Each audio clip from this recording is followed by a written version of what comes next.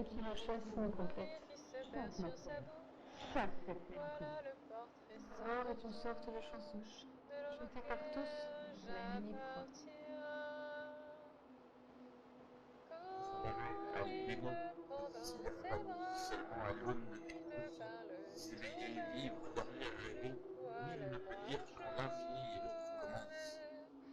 il me dit des mots d'amour, Et nous sommes des tous une mots de prison, tous au nom les des prisonniers. jours, Le temps et fait ça de me nous fait tous des quelque prisons. chose. À l'intérieur de chaque mot, un millier de voix silencieuses sont Il enfermées. est Qui, entré dans mon libéré, cœur remplirait ce monde une de part murmures de effrités? bonheur dont je connais la cause.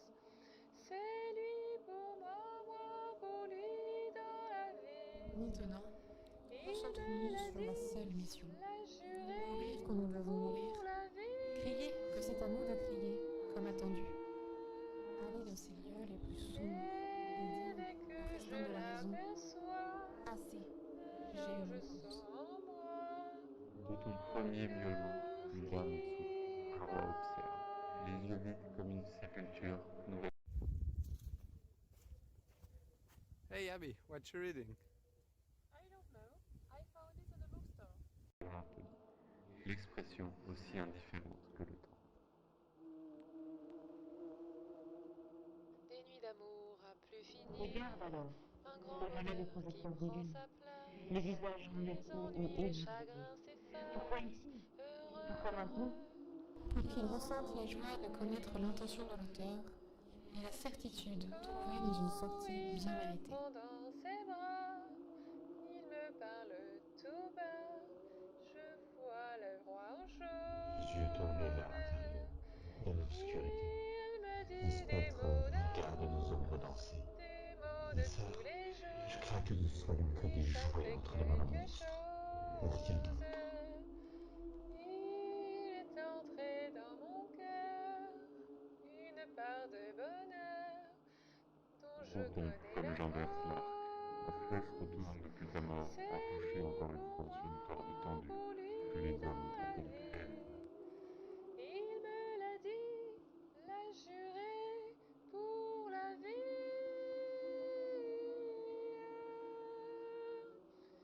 Et dès que je l'aperçois, alors je sens en moi mon cœur qui bat. Vraiment. Vraiment, il est temps. Nous avons tous ôté nos déguisements. Sauf vous. Je ne Thank you, Max Dragon Reborns, for following.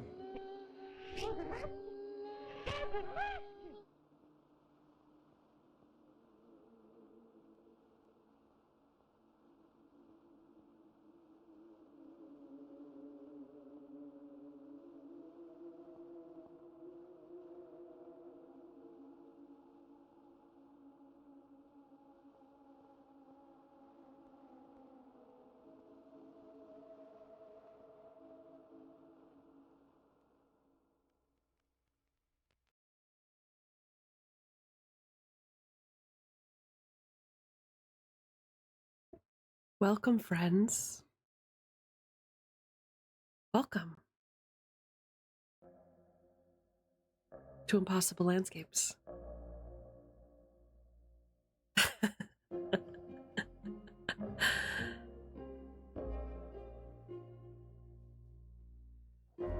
I'm so glad that you enjoyed it. Now, as you know, we spent all last stream building characters and creating a device in which to tell a story. I think it's important to remember in a story like this one, everything you see is a clue. Don't take anything for granted, viewers. Who knows what's waiting around that corner? Too loud? You got it.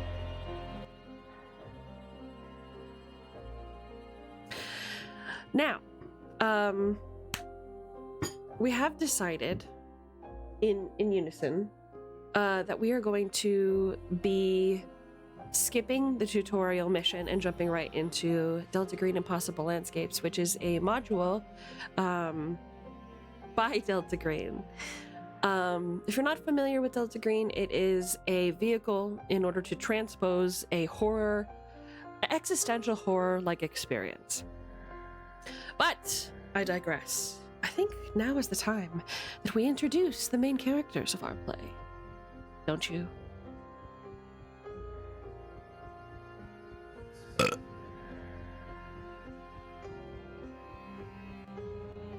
Hello? Hello.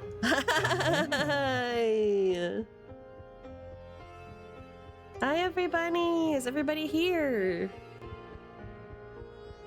I am here. Yay. Is here.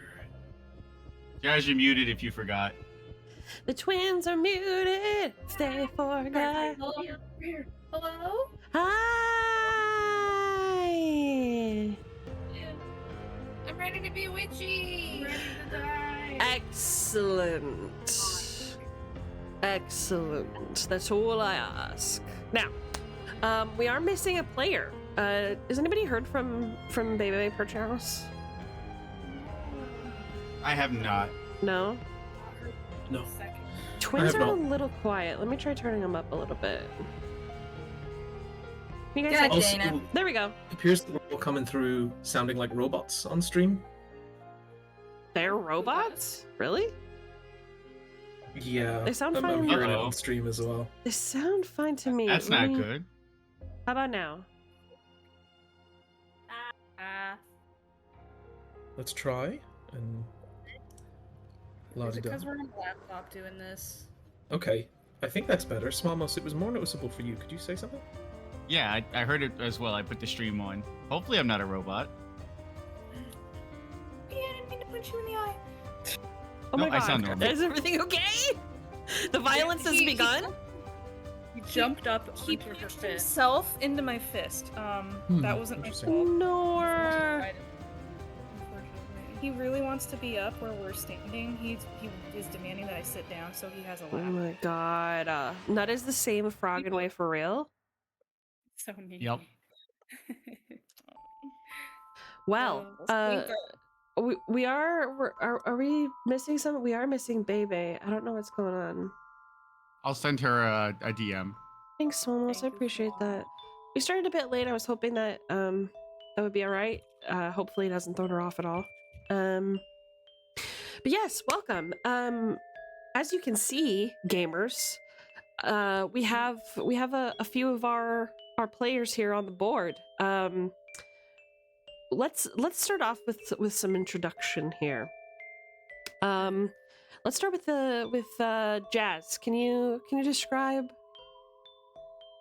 Oh, me first? Yeah, your character. Bebe's awake. Not sure why she's. That's okay. It might be just a mistake. She might have forgotten or something. But yeah, go ahead. Go first, Jazz. Okay, so I am the witchy girl up in the left corner. My name is that Baby? It's That was Baby! Baby. Baby! we're excited. Sorry, it's Baby. Yay! Sorry, my name is Charlotte Sinclair. No relation to my partner, whose last name is stolen from mine because I thought of it first. Because I was born 12 minutes first. Thought of it. I thought of it 12 minutes before she breathed the air. I am I'm from a well-to-do family. I'm white. I'm sorry. I'm really bad at describing this. Well-to-do family that has long roots in New York and happened to be secretly into the occult and is always believed to see things. So she keeps her witchiness and her covenness out of the public view, unless you're her partner, who gets all that stuff dumped on them. And yeah, I'm Agent Clairvoyance. You can read. I can read. I swear to I gosh. hate that can. it starts so big. It's really killing my skis here. I had a whole thing built up make it look cool today. I was like, oh, I'm gonna play a cute little trailer or whatever. And then It was amazing. It was very OBS, cute. baby. girl, I'm It was saying, amazing. I'm trying to say, you know. We're saying the music is loud. Oh my God, Argus. Argus. Well, Is it just Few people- Argus? It's like, no. I think a few people are saying it's a little Okay. loud. all right, that's I fair could though. keep quiet. Because okay, It's okay. because I don't think he uses like something. What do you call it? Not headphones. Don't blame me. Okay, I'm sorry. All right, continue. You go by Sure. Agent Clairvoyance, right? Yeah. I'm very well-to-do and uptight, and I follow the rules. So I will wag a finger at you.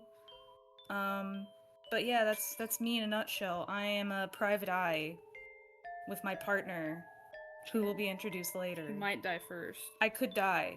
That wouldn't be Any of the us could worst thing to die. happen to me in my life, you know, because I'd be with other witches for sure in hell.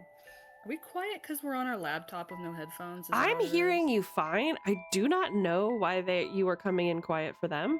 You know what it is? It's because I hate it. Discord is Understand. tied to my desktop audio. Okay, so hold on a minute. Okay, so try saying OBS just something now. blurred. Something. OBS blows. Something. Suck my big raptor toe. Something. Is that better? Something. It sounded a little better. Nantoka. Because I Kira, changed Kira, it from the original thing. Mikey, don't you fight Piranha. He'll 1v1 you. Oh my Fight- god. He is a mod. No He has fighting that, in stream. that power. You stinkers. Why is this so frog? Look at how this font turned out. I'm so pissed off. This is why. So I tried putting your names below your little picture earlier, and then it kept doing this, and then I forgot because I've been so busy. Sorry, everyone. It's good now? That's Okay. great. Well, see, of course we're quiet compared to Swamos. Swamos is booming. Thomas has a great mic presence. So true. Apparently, I'm very loud on every stream I've been on lately, so that might be me. I think you just have like a broadcaster good. voice. Yeah, I think you just have like a good mic or some shit. I'm loud too, man. You know? I love it. It's the broadcaster voice. You guys are like made for this. Oh, Dragon Emperor says he'd like to gamba who would win. You mean You mean survive? who lives? Who's the first to die? That's a gamble. Oh my god. Okay, so we have Agent Sinclair. May I have the other twin, Ms. Rosie Raptor? Could you talk to us about your character? Of course. Okay. I don't know how much detail you want, but What's your his agent name name? is How, Griffin. how will we know you? Yes. His agent name is codename Crow, because it's an intelligent bird of prey. It's true. Mm-hmm. They're mysterious and they're intelligent, and black is a pretty groovy, cool color, you know. Oh, for the 90s, was he a big fan of the movie? He No, it's too witchy for him. Oh my gosh. he probably thought it was okay. He was like, it's fine.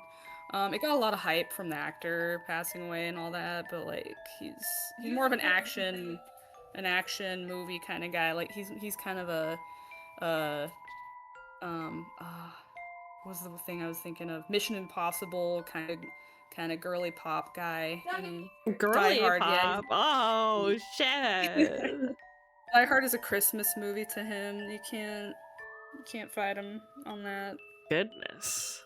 Well, hey, you'll fight him for any reason whatsoever. Yeah, they will fight for any reason. They're Yeah. like, they have been called a married couple and the siblings and best friends and worst enemies. It is what it is. We have known each other for a few years. She was his partner in the force. He joined right out of yes, lieutenant, but I like kind of like assistant partner, kind of. He was her lackey. Hmm. And shut up back there. He is very stubborn and he has a very strong sense of justice. because his mother was killed by a supernatural creature when he was young and he saw it happen. And he does not want anything like this to happen to anyone else on either the dying side or the family side of the dying. He butted heads with the authority because the police are very lawful good, and he's more of a like chaotic good. I'll break some kneecaps to get answers kind of guy. Okay. He wears sunglasses a lot because he's got eye bags because he's got insomnia and he's got depression and Just say you're Wolfwood. Do you know what I'm saying? Just say it. Oh no, no, I'm not cool enough. I'm not cool enough for Wolfwood. Okay, I'm not cool enough. Carries a crucifix. It's actually a giant gun. Whatever. We got it. No. Did you hear not Jess cool enough. I'm screeching sorry. in the background? I love that. I could never take that title. Those shows are too big to fill. No, Rosie was always a Vash role player, and I was a wolf. Really. It wouldn't work. Understood. Their dynamic is almost kind of like Dan, where one of them's like, I believe in ghosts, and the other one's like, ghosts are bullshit, I believe in monsters, and the other one's like, that's bullshit. Also, Ruki and Ichigo. Got it. Okay, well, thank you so much. Let's move on to our next player. Let's talk Swamos for a minute. Swamos, who are you? Who are you playing tonight? What's your agent name? I am Agent Code, aka Greg G. Goodwin. I'm 45 years old. I'm in the bottom left down there, and I handle all things computer and computer related. And that's about all my guy can do because he doesn't actually know what's going on half the time. But he's here and he's gonna help. I love him. And if you look close enough into his eyes, you can maybe see someone in the reflection. Swamos, how old are you? 45 years old. Okay. And you have a daughter? I have, single dad, a daughter, and a cat at home. Okay, how old is your daughter? She is 8. Ooh, 8. Okay, what happened to her mother? She passed away from a mysterious illness that doctors could not explain. Okay. And what was the weird thing that made you a perfect agent for Delta Green? So Greg just has terrible luck, and he just has this habit of when he just makes the wrong turns and just wanders into the weirdest things. And eventually he was recruited like, all right, how do you keep like stumbling into all of the weird stuff? But basically all around the world. Okay. Can you give us an idea of like what specifically, like something specific that he experienced that was maybe not a natural event? Sure. So one time he left work, decided to take a shortcut home through an alley, and walked straight into a giant portal. Cute. What happened then? He went to a completely different world where you could best describe them as humanoid figures. Before quickly running out and being convinced he has no idea what, that he must not have seen it correctly. Love that. Okay. Now you would be aware that because you were an agent of Delta Green, you would be aware that this was a supernatural event and it these creatures exist. Delta Green would have briefed by now you. he is. When it first happened, he's like, that can't be real. I'm hallucinating, you know? Perfect. Okay, gotcha. So single dad, you have a cat named Soup? Yes, Soupy, yes. Great. Who I've decided will be played by Sparrow. Perfect. Speaking of Sparrow, can you talk a little bit about your character? Who are you? What's your agent name? Hello. Well, I'm Agent Clover. I'm Joe Miller. Agent Clover is my title. I'm a Vietnam veteran, about 40 years old, coming on 41. Though I'm currently working at a local clinic in Staten Island. A Walgreens, if you will. Yeah. Did they have like I don't know. Okay, right. At least here in the UK, right? I've gone into a supermarket and they have like in the corner they'll have like a small stall that's like a travel agent, or a small shop that's like a photo developing place, and another little small shop that's like a key cutter thing. Did that exist in American supermarkets? Yeah, Walgreens has that actually, Mhm. Does it? unironically. Yeah. Okay, Yes. so that's exactly what you're meaning Yeah. when you say Walgreens. Okay. Mhm. Yeah, so uh I was I joined the military when I was 18. Sorry. Joined, motivated by my father, who served in World War II, and I joined as a combat medic, not being very not being enthused by the act of killing another human being. I decided to enter as a medic. I was trained in firearms, but thankfully I never had to fire a gun. I refused to whenever I could. But I was sent to reinforce a squad in the field to provide medical assistance. And the squad were holding out in a local village in Vietnam, and there were some injured locals that I tried to attend to medically, and unfortunately the commanding officer of the squad objected to that quite insistently, and we got in an argument, and well, let's just say it ended up with me punching him in the face and me being discharged from the military. And since then I've been working in this local clinic as a doctor and surgeon, and yeah, it's been a bit boring, compared to the thrilling medical action of Vietnam. But well, things should be changing very soon since joining Delta Green. What was the freaky thing that you saw at Nam that got you tapped on the shoulder by Delta Green? That we actually, I forgot to talk to you about that. So you're doing it on the fly. Congratulations. Yes. I mean, it was Nam, like the genuine horrors that were happening and the confusion that was happening during that like all the skirmishes there. Like, have you heard about the thing that were like the American side recorded like in Vietnamese, the Vietnamese like I did, yeah, we both song? saw that. Yeah. Like that was a real thing that happened. Yeah, the US military playing over speakers this audio that was trying to convince the opposition that the jungle was haunted and it was the spirits of the dead telling them to like return home.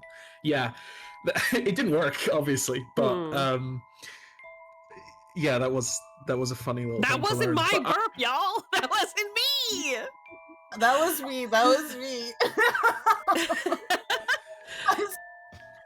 I think we should all just blame burps on SB. Never mind. So genuinely, Sparrow, it could be that the forest was actually haunted. Like it was actually a warning. So I'm thinking it's a bit of a predator situation. Okay. So there was a squad. So he didn't see it, but he saw the aftermath of it. So there was a squad was brought back to base with injuries that didn't make sense, and they told that they encountered something in the forest, predator style, that like killed the squad, and there was maybe like one or two injured people brought back to base, and they both died on like in the triage tent.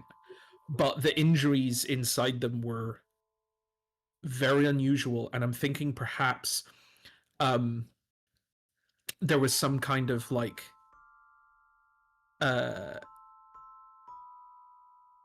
parasite left inside them or something. Oh, love a good parasite. Yeah, there was something moving inside their corpse, like perhaps the injuries made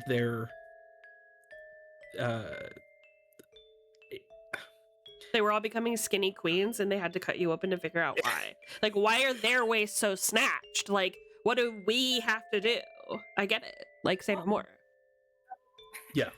So, yeah, he saw something that didn't make any biological sense in the injuries of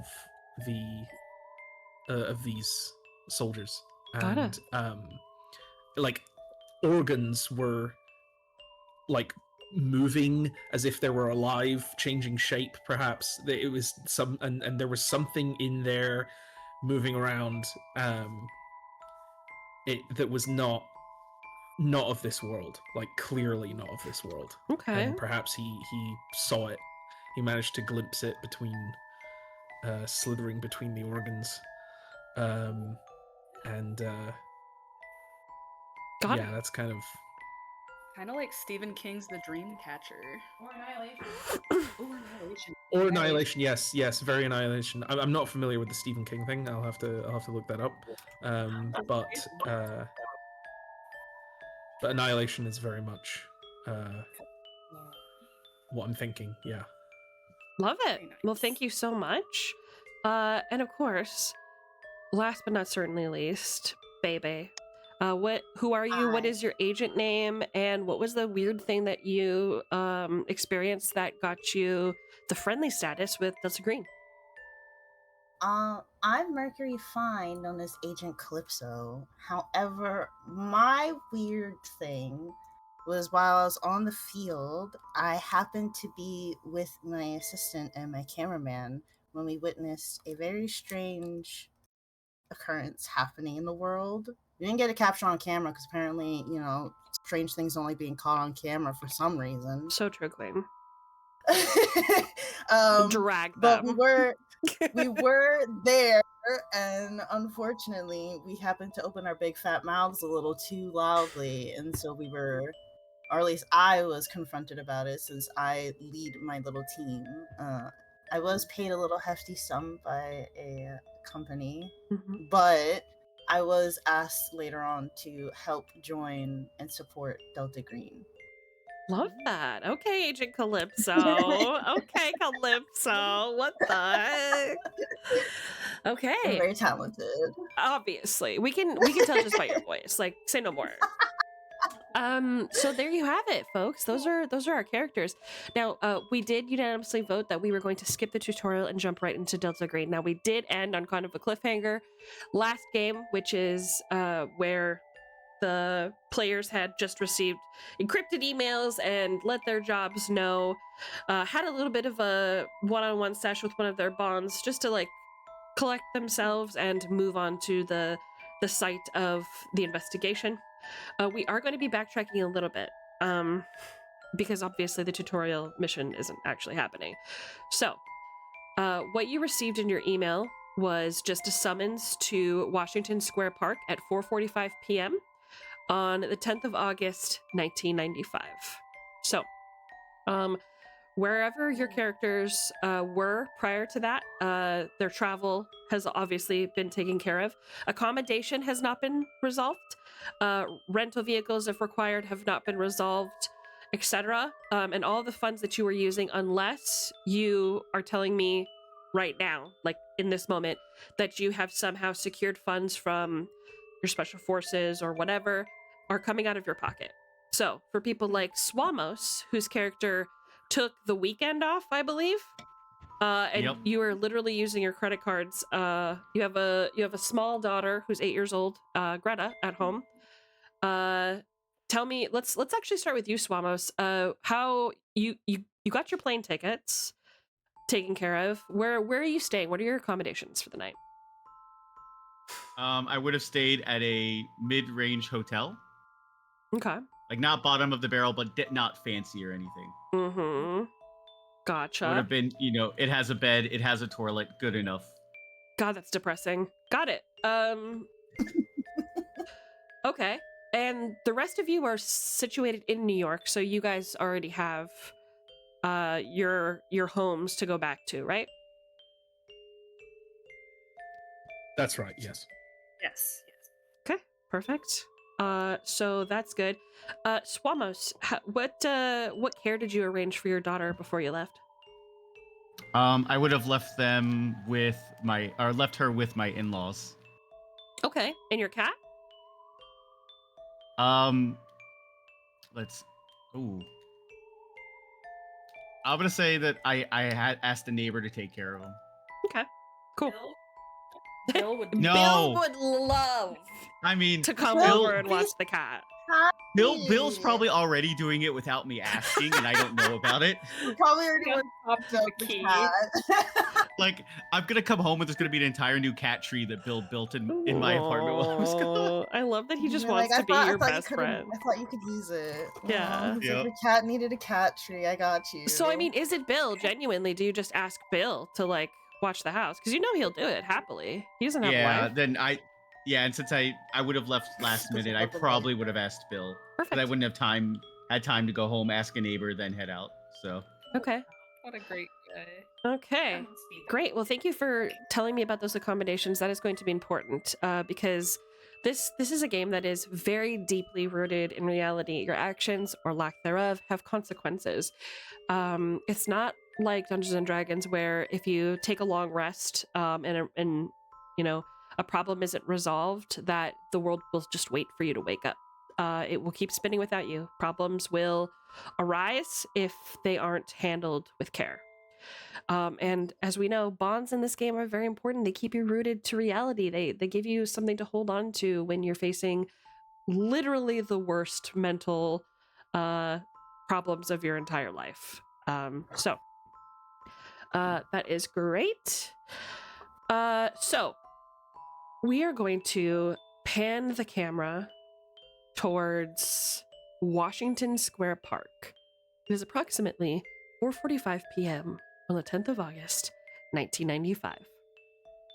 Through various means, some of you may have received a courier letter indicating the return of a lost wallet, or maybe even just a phone call from like a secretary of some kind indicating some sort of pre-planned meetup that you know didn't exist before, etc.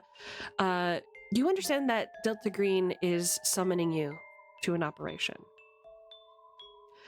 When you arrive at the park, you find that it's filled with almost like a festival that you hadn't anticipated. A lot of people to navigate through. It's filled with musicians, clowns, jugglers, lots of little kids getting their face painted or getting balloon animals. Hundreds, of course, of tourists who are surprised and elated to find New York as colorful and wonderful and fantastic as they always dreamed or seen in the movies. And you spot your contact, which is Agent Marcus. Just smiling, waving, and motioning all of you towards him as he just kind of stands with a what is it called? The white cups. The what's that material called? Styrofoam? Styrofoam cup. He has a styrofoam cup full of some unknown dark liquid. And he just kind of glances all around him. He seems like kind of a nervous guy. Can I have you guys roll for me? Okay. I would like to roll a d6. No? Okay. Actually, you know what? Make it a d20. My bad. D20. Oh shit. Even better. All of you roll d20 if you don't mind. Crap. Got it, queen. I got a 12. Okay. I got a 10. I got an 8. I got a 14. Oh. What the heck? Why are my odds so whatever? Sparrow hasn't even given us the number. I don't even know if he's here. Yes, I'm wondering, should we be rolling in the Discord or? Yes, roll in the Discord if you can. Oh. I don't think Is it's there gonna a work in this dice vault? one. I think it's gonna be in my Which? field house. Oh, you want? Oh, okay. It's gonna have to be in the guild house. Mhm. Should we reroll then? No, you're Yeah. good. You're good. Okay. Is it in general where we roll? Yeah, sure. Wherever. Wait. Doesn't matter.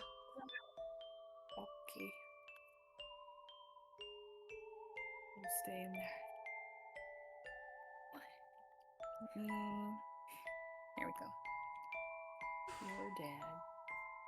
I see Argus in there. Okay. It's not working. I guess it just hates you guys. That's fine. Just rolling whatever for now is fine. Google does have a dice roller. Yeah, that's what I used. Yeah, just roll using the dice roller and then post your results in the Discord if you don't mind. Okay. Would I have permission to roll my physical dice? Do you trust me? No. Or shall I use Google? Okay, all right then. You don't get special accommodation just because you have a big butt and you're handsome. You have to roll like everybody else. Fast. Wait, damn it. if that doesn't get you a special accommodation, then what does? No, nothing. I mean, if anybody here was gonna get fat ass cutie pie bonuses, it was gonna be Bebe. So if you think you're gonna stand in front of her in line, that's crazy to me. That's fair. Nobody Yeah, has a don't skip thicker the waist than line. this woman. Like, she's built. So Screenshot. God dang it. But we said a great shot. I did. so you got a 10, we have an 11, and you have a 14 and a 12. Perfect. And then Bebe has the 8. Okay, so number 14, you arrive and meet Agent Marcus first. Of course she does. And he goes, "Hey, how's it going?" And he just kind of looks behind you, like he's nervous. He has a visible couple of sweat droplets on his face. It's not a particularly hot day. It's summer, August in New York, but it's the 90s, so it's not that bad. But he just looks a little nervous. I speed walk up to him and I grab him lightly by the collar and say, "You fool, what are you doing in such a crowded area? Why are we being called here? This is supposed to be top secret. What are you thinking?" Damn. His eyes kind of widen and he looks at you a little shaken. You spill a little bit of his drink on his sleeve and he's like, "God damn it." He kind of brushes your hands out of his collar and kind of like a get away from me kind of way. And he looks at you and he's like, "I'm your supervisor for this mission. Relax." Did anybody were you followed? Were you followed at all?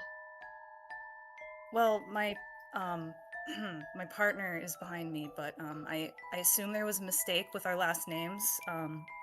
Last names? It happens to be the same thing. Well, don't tell me. I don't want to know. I don't need to know. Doesn't matter.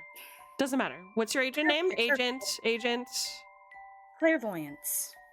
Clairvoyance. Great. Agent Clairvoyance. Okay. We'll just wait for the others here. And he's kind of looking over your shoulder, he seems very nervous. And that's when your partner scoops up behind you, I'm assuming.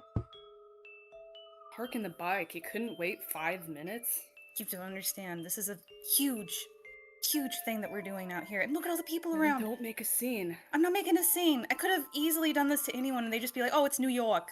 I kind of get in front of her a little bit and shake the guy's hand and say, "Agent Crow.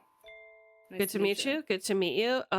You notice that his hand is a little clammy. You're not really sure why. But he wiping on my pants a little bit. You're not sure if it's sweat or if it's some unknown substance that he's clearly spilled all over his cup.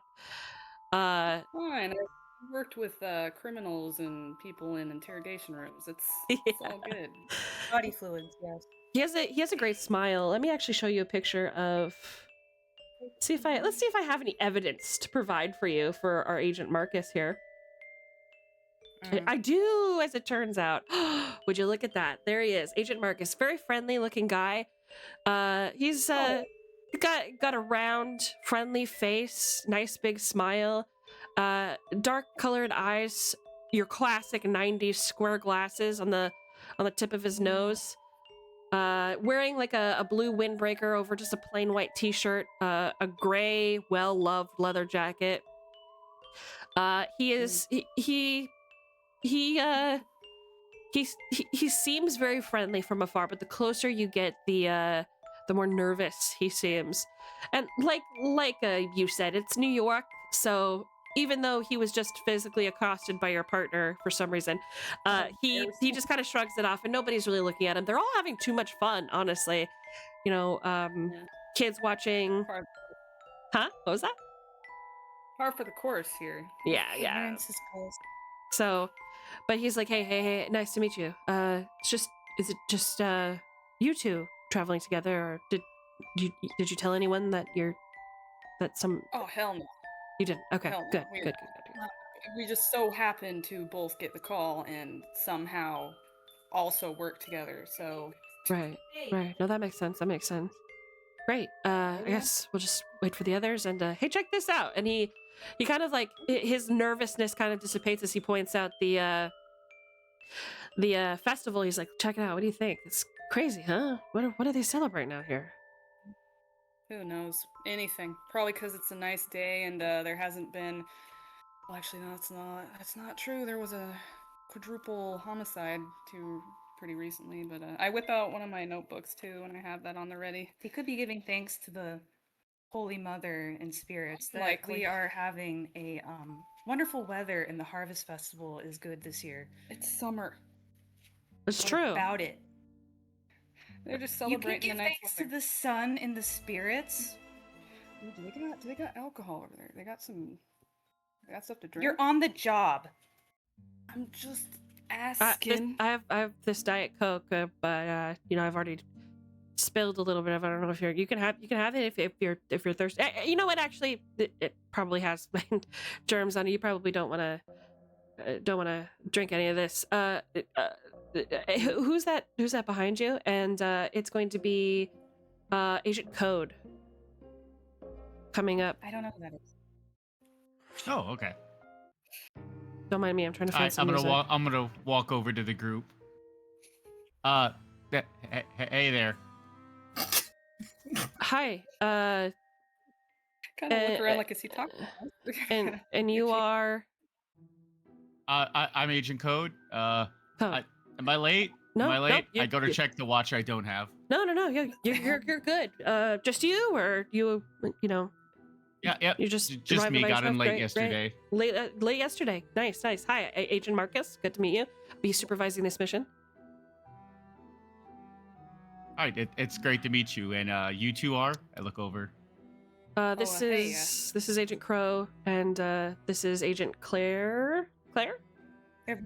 Clairvoyance. That's right. Something like that. Yeah, the voices speak to me on the winds. Don't mind her. She's very high strung. Don't mind him. He's a drunk. I am not a drunk. Okay, we got It's just beer. Is that such a crime? Very nice to meet you, Mr. Code. Your name sounds very dignified. Yeah, nice to meet you. Thank you. It's great to meet both of you. I'm sure this mission's gonna go great. Are you tapped? What? I don't know what that means. You're not in the police force. I doubt they have a wire on you, okay? It's fine. Just checking. You aren't with the police, I take it. You don't look the type, no offense. No, I'm a computer guy. Oh, good. We'll need one of those. Wonderful. I get blue screens very often. She doesn't know what she's doing. Thank God you're Barely. Agent Clover, you are next to pull up to the block while the others are just kind of. You see a group of where you were supposed to meet Agent Marcus. Everybody just kind of chit-chatting in this group. You're pretty sure that's where you're supposed to be meeting up. Hello. I believe I'm here to meet, well, you folks, right? Agent Marcus, he holds out his hand to you. He's a half empty cup, just kind of trembling in his other hand in a nervous way. He firmly grabs Marcus's hand and shakes. Agent Clover. Agent Clover, good to meet you. Or just you, or are you? Hello. Yes, just me. Good to meet you. Pleasure to meet the rest of you. Pleasure. Nods. Charmed. I'm Agent Marcus. I'm your mission supervisor. Sorry, just Oh, so many loud noises over here. Check this out. Washington Square Arch. He just kind of like points at the landmark and he's just kind of like, you know, like laughing to himself awkwardly, like he's not really sure. He's expecting one more person, so he's not really sure like what to say. Like, it's good to meet you guys. The mood. Yeah. You seem Yeah. very nervous. Is there something that you should be nervous about, or We work for. Nervous. It's just, you know, it's just whenever these things come up, it's just, you know, it's a weird time, and you know, it's like, how much are we really supposed to Have a good time. yeah, it's just it's just weird stuff, you know, all this stuff. We'll get into it. We'll get into it. You know what I'm saying? Like, we'll talk about it. We're expecting one more agent here. Sure. Yes, we shall figure it out. Bebe, how do you pull up? In style. That's what I'm I was expecting. gonna say I come in holding a in a coffee. limo. In heels. Give her a minute. Oh my god, you're right. I am in heels. Oh, I'm so pretty. Love that you're walking out in the park in heels. You're like Louis Vuittons digging into the grass, making golf ball-sized holes. Oh my god, my shoes are ruined. Oh my god, the mud. Oh, I'm tracking mud and it's in my shoes and I gotta clean my shoes. Is there a cleaner anywhere? Do they have one of those people that's like you could sit outside and they could just shine your shoes kind of business things here? I love that I imagine you're walking up with this conversation already happening, and Marcus just like looks at the rest of you, his eyes kind of shifting between all of you nervously, like, is this somebody just from the festival or is this the other agent? And he goes, hi, you are... Oh, hi. Who are you to be asking me that? I don't know. Seems a little suspicious, if I may ask. Do you have an ID or something? Is there coffee here? I just have a Diet Coke, or are you like here for the festival, or you just kind of walked over to us with interest? So I'm just trying to figure out if you know us, or I was asked to come here. I'm assuming you're all here for the same reason. If we're giving names, the only one I can offer is that I am Agent Calypso. Otherwise, sure, yeah, no, I'm here for the festival and probably a good coffee or Pepsi or something. Agent Calypso. Glad you're here. We been waiting on bated breath to see you. You wore heels, very very brave to. Lovely heels. Thank you. Oh my god. Look at them. They're so pretty. I love my shoes. Yes, it's to die for. Thank you. I just got them and now they're ruined. Well, Who hey, asked us to come outside here anyways? Who thought this was a great meeting point? you know, That's just what I was asking. you know how it is.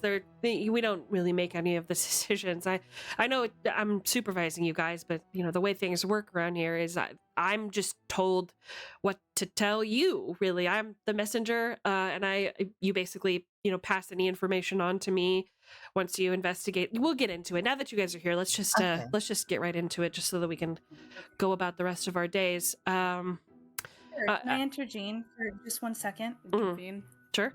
Well, silence. Should we go somewhere more quiet or away from this crowd? It's making it like we're talking of such a dire situation out where there are children playing, possibly. Probably talk to the higher ups about whoever signed us up to have a conversation outside in the open. Well, it just makes one paranoid, you know. Yeah. No, I understand. I chose this place just because it's New York, and just based on my experience, it's one of those situations where if you think that you're in private, usually those places are the most monitored. But in a public place like this, where there's so much noise, so much people, we're a part of the crowd, but we're separate from it, and no one's really listening. Got kind of a point. Sure, you might have a point, but also my partner has a very bad temper problem, and with other people shoving into him, he might lose himself, and he is armed. So I suggest we go somewhere quieter. Armed and dangerous? Oh my god. I'm gonna make this super easy for you. I don't need to know really anything that you don't want to tell me. I'm just here to pass along a package, so you guys can go wherever you want after this. Give the box. Let me just give you the information. You guys can go about your day. You are a group, so you are required to stay together, all that kind of stuff. let me fill you in on this operation here. So he hands you a package, and if you go into our Discord, under evidence, in that package, you will notice. Pardon. Nice. No, that one wasn't me. You will notice that all of you have been given FBI badges. Oh shit. I look so professional. If you are, Of course, mine has their bills. if you have current like police officer like status, you guys aren't still police officers, you're private investigators now, right? Yes. Perfect. I'm going to show chat what I sent you guys. And those are just for you. Those are just like gifts as a way of saying thank you. You can print them out and put them in a lanyard if you want to feel like you're really role-playing or whatever. But let me put this. I made these IDs for our agents. You guys are not necessarily part of the FBI. Your cover is FBI. So you will not be able to pull resources from the actual FBI. You are able to convince people who are not in the FBI that you are FBI. Does that make sense? Yeah, we used to get inside. Yes. Men in black these people. Flash them a light if they forget too much. So This here's is my job. Perfect. here's an example of the FBI agent ID that I provided for Agent Code. He says, I expect all of you will be using your special agent names and only your special agent names. So take these lanyards. You will need to wear them at all times when interacting with the public or the crime scene. Please note that you don't have any of the resources of the FBI. None of you are connected to law enforcement, so you have not been deputized. So there is that. Inside the package, in addition to their IDs, you see this FBI case file.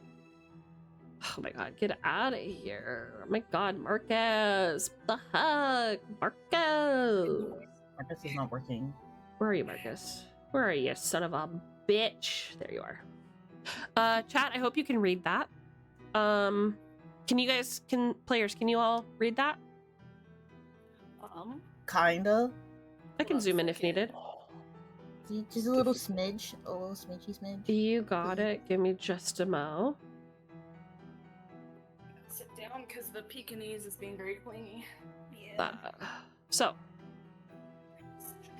Federal Bureau of Investigation, New York Field Office, case file reference redacted. 95-217 redacted. Classification confidential. Eyes only. Date August 10th, 1995.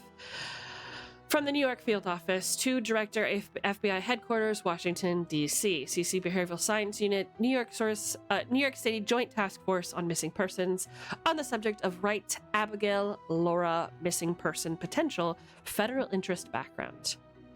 Abigail Laura Wright, Caucasian female, age 26, date of birth 22nd January 1969.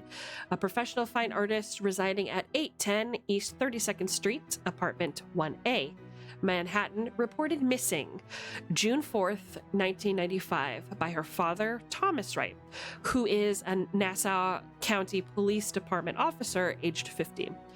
Wright had no prior criminal record aside from a single mugging complaint filed in 1994, which was unsolved.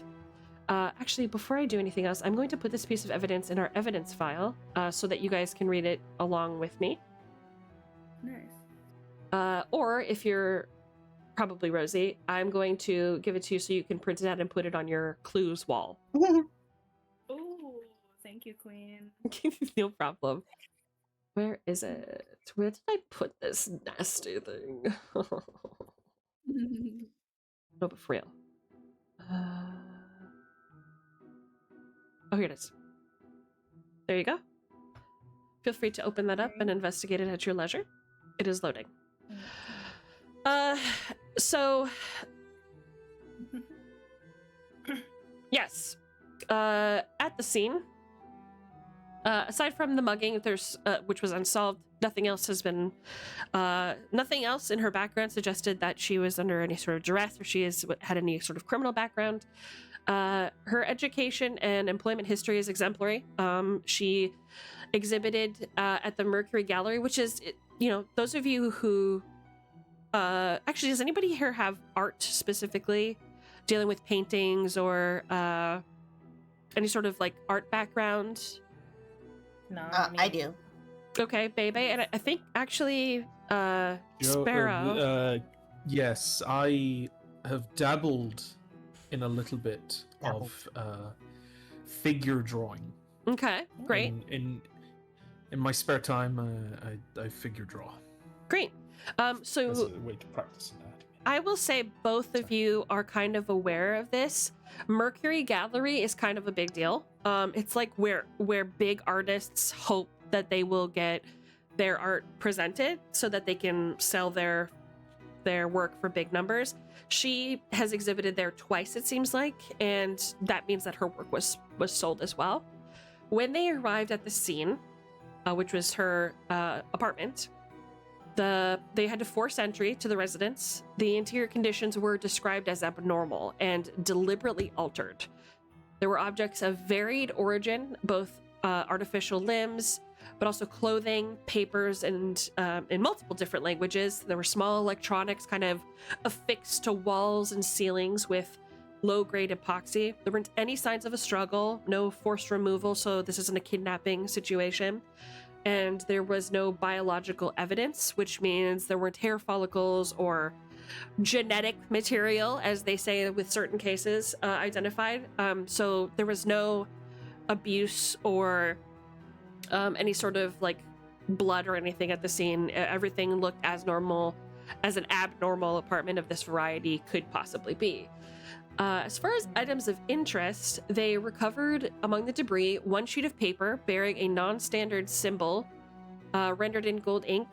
They are not sure about the relevance, but they elevated the review, which means they saw the symbol, went, I have no idea what the fuck this is, but I'm going to send it to someone higher because it looks like it could be important to this case. Mm-hmm.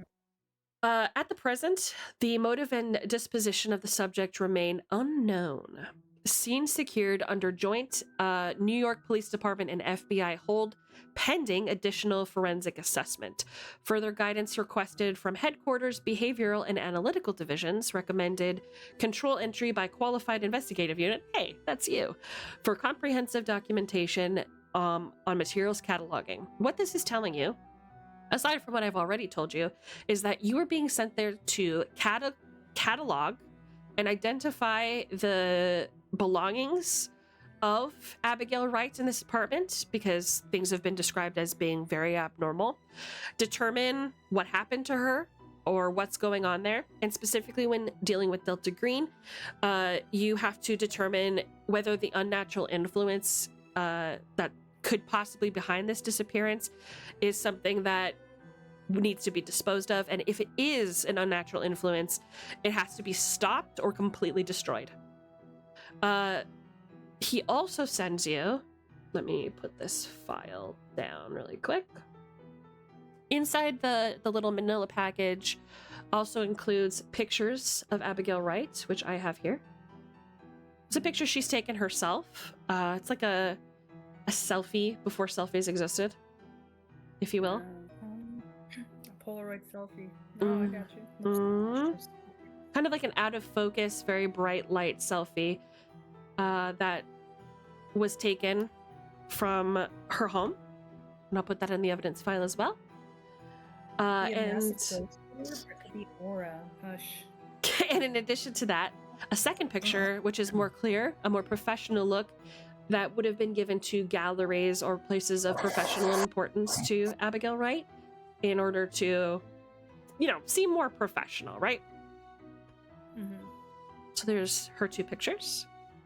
Last but not least, included in there is a newspaper clipping with information. Missing artist prompts new fears in Kips Bay. Who wants to give that a read for the audience? Kips Bay. Get a can send it to you in the evidence file. Yeah, one of us could read it. Okay, great. Give it a shot. I have posted it in evidence if you need a bigger. Nice, thank you. Mm-hmm. Missing artist prompts new fears in Kips Bay. For those who knew artist Abigail Wright, her disappearance from her Kips Bay co-op around June 4th is a mystery.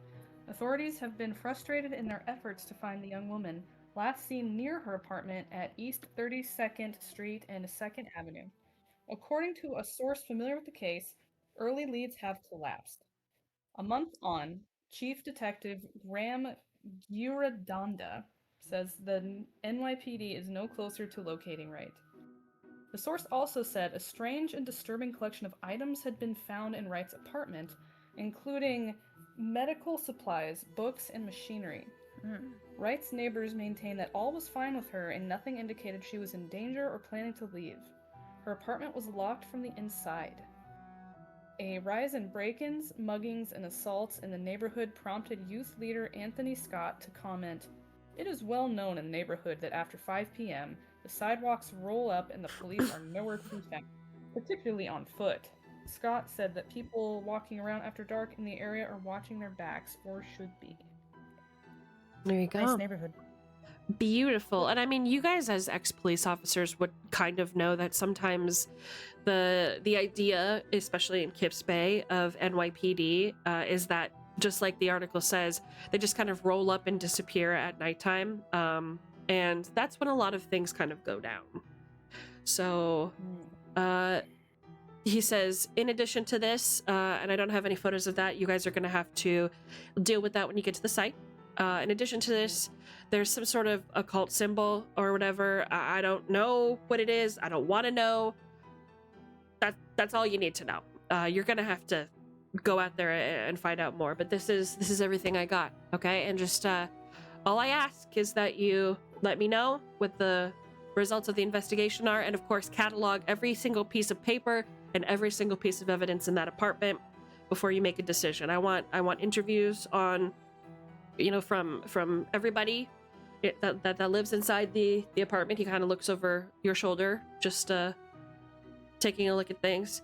And before we move on this, before we make a decision, that's what I need from you. Is that understood? Understood. Yeah. Understood. Big M, I got a question, if you don't mind. Sure. M&M? Yeah. I understand that this is probably a precaution, but like having the org involved and all that, but what made them prompt to think this needed involvement from the org? Since, I mean, we have experience in the Force, and to me it just kind of seems like a missing person report. What's so special about? Well, it sounds like there was some sort of symbols happening in her apartment. It could go deeper than you think if you would open up your tiny little mind and your third eye that's closed. All right. He kind of like taps you. He taps you on the not taps you, but like kind of like gently like puts his hand on your shoulder, Agent Clairvoyance, and he goes, "I'll handle this." It's exactly what you said. There was an occult symbol. It was shot up the line. That's all I know. Gotcha. I take notes in my notebook. But I appreciate your curiosity. Was it understood then, Crow? Yeah. Loud and clear. 10-4. Okay. Also, I have these, and he kind of like fishes in his pocket, just like jingling of these. Damn it! Where is that? Oh yeah, and he holds out this set of keys. There's a tag on it that says "Do not duplicate." It specifically says the address of the McAllister building and the name McAllister building, and says these are the keys to the Wright's apartment and the building in general. You won't have access to any of the other tenants' apartments. You'll still have to talk to them and request access, go through the normal channels, but this will give you access to her apartment and the building itself. Gotcha. Interesting. So we're not technically allowed to or asked to reach out to people that knew her or her neighbors or any such thing, correct? We're gonna ask her neighbors. But that actually brings up another question. Have they already been asked all the questions by the police already? Yes, but we're not the police, and we have a different mission. We Just need to come up with a reason why we're asking them again. For FBI. yeah, I mean, whatever you guys need to do, don't tell me. Don't need to know. All I need you to do is use every possible resource to investigate this. We need to know what the hell's going on in there. And like I said, just report back to me once you've exhausted every avenue. Like I said, talk to people who live there. Try and get more information. Do your sleuth work. I mean, you're not above the law if you get caught, but do what you got to do. Does that make sense? Yes. Sounds good. This piece of paper with a symbol on it that got thrown up the line. Did you manage to get a hold of that? No, I don't know anything about that. Everything that I give you is what I've got. So. All right, you guys should head out. I'm sure you have questions. I may or may not be available to answer those questions. Just do your best. One last question from me. And he holds up his FBI badge. Will these be able to get us into, if we want to be looking at any evidence the police have collected, can we just walk into a police station with this? Is this gonna withhold under inspection from law offices, or? I'll be honest with you, I have full civilians. I have no idea. You're welcome to give it a try if you think you can pull something like that off. I'm assuming if any of you have any sort of connection with law enforcement that you would know if that would work better than I would. I have no idea. I've never tried it, but I'm assuming based on this situation that this would probably work on civilians at the very, very least. No. So we don't want to try that on the cops. They don't like it when the FBI steps on their toes. You know what I mean? Well, I mean, do whatever you have to. I expect every lead to be followed. I'm responsible for you, so I need to make sure that you're talking to everybody. You're catalog every piece of evidence in there, whatever you can get. I want to know the answers. It might take you a few days even, so just be ready for that. Understood. What is the best way to contact you after we leave this area and probably don't see you again? I guess what is the best way to contact me? Do you have an email or a page number given to you by the organization? Payphone? Burner phone? You know what? Here's my encrypted phone. And he tells you all his number. He said this is an encrypted number. I may or may not show up for a meeting or whatever, but just get in touch with me if you really, really need help. But you guys were brought into this job for a reason. I'm assuming you guys have resources. Use them. Understood. Thank you. All right. All right. Well, I guess I'll. And then he kind of pauses and he looks behind Agent Crow, because I imagine that Crow and Clairvoyance, your back is to the crowd while the other two are like facing him, but not quite to the crowd. He kind of looks over your shoulder and he's like, I really don't understand why there's such a big event here. I'm a local. I haven't heard anything about this. No, I don't really listen to it. You got kind of a point. Does anybody follow his gaze? I kind of look behind. I'll follow his gaze. Yeah. Okay. Just a glance.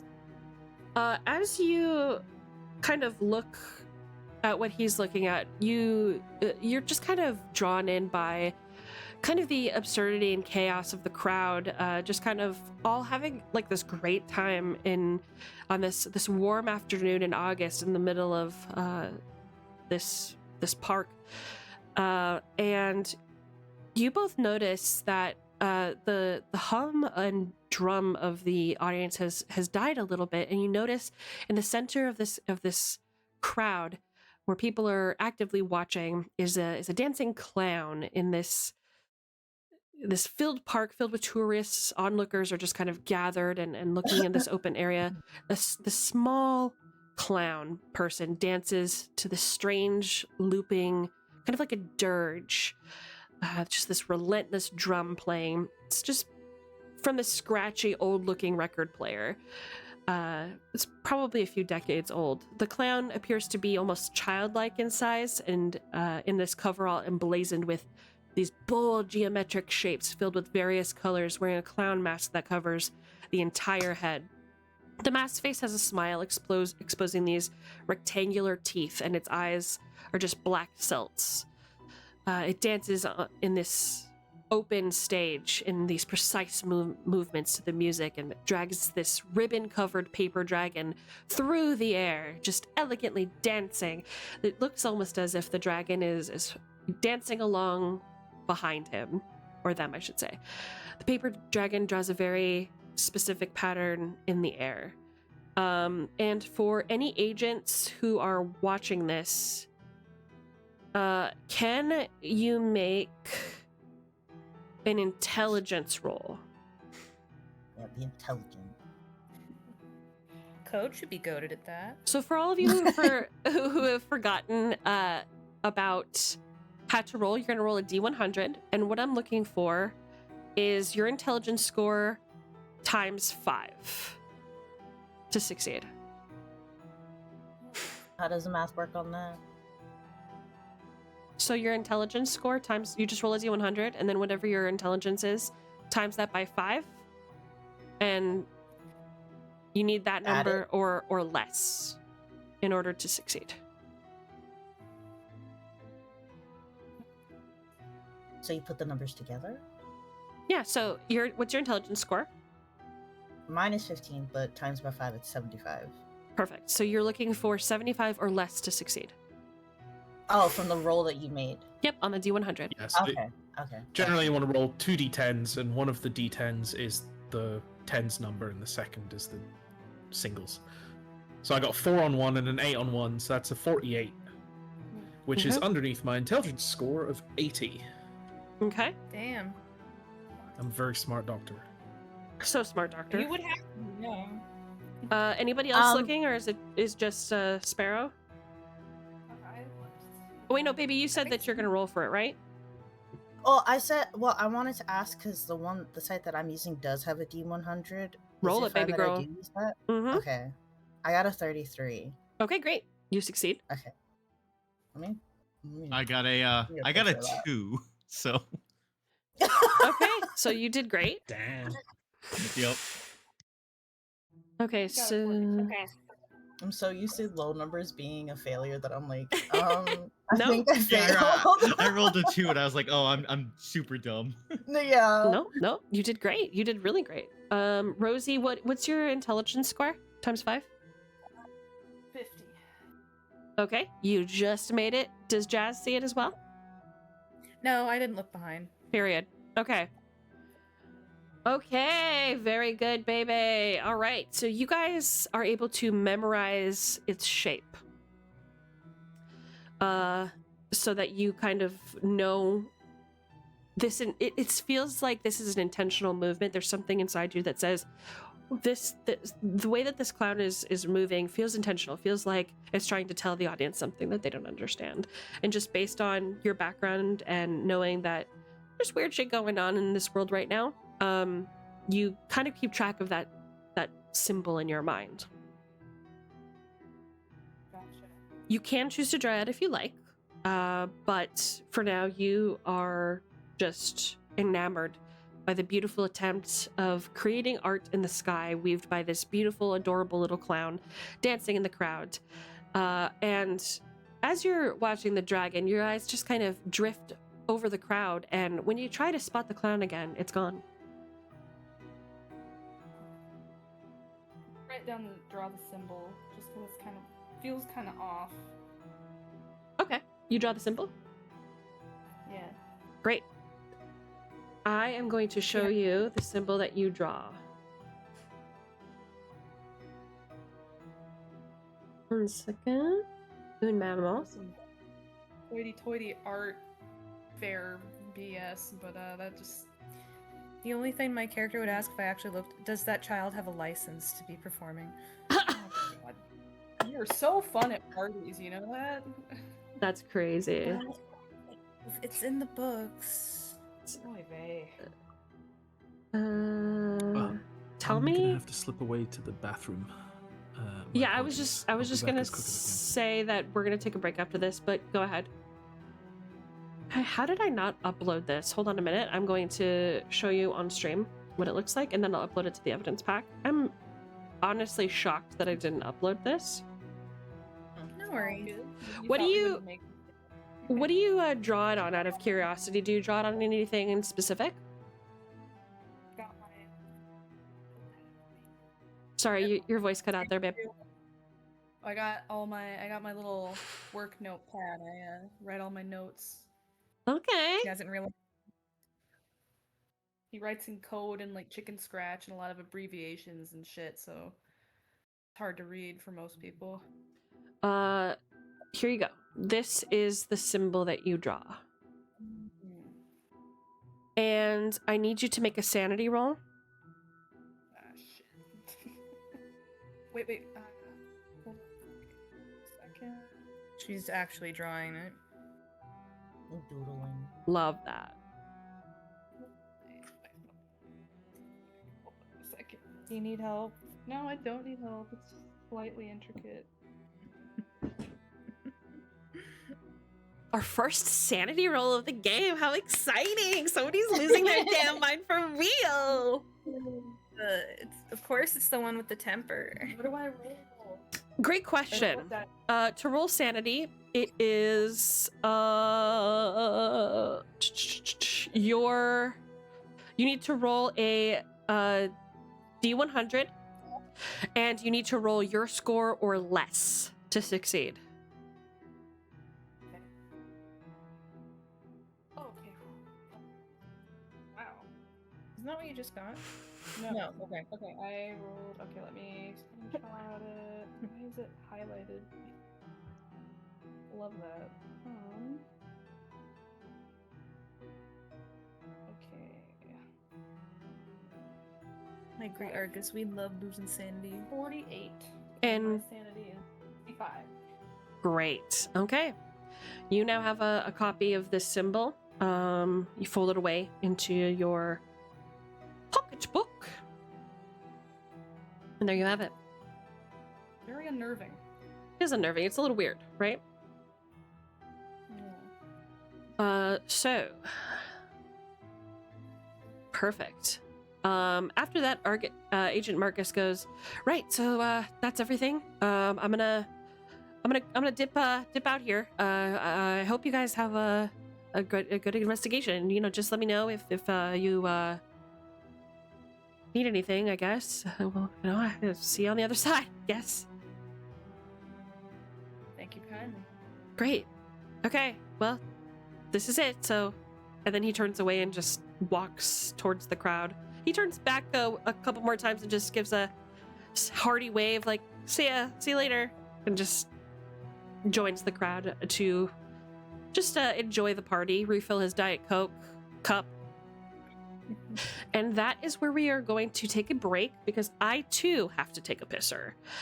And Poor when... man doesn't know the rules of a Diet Coke. Let's all go pee. Let's all do it take a together pisser. as a team. Together as a team. Hold hands.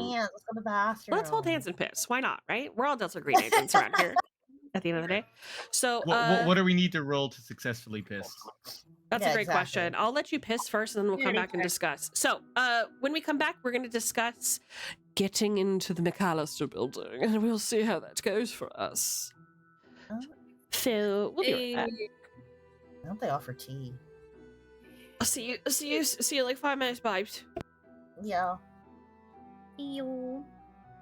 Make pasta. Sorry about like the crickets and animal noises.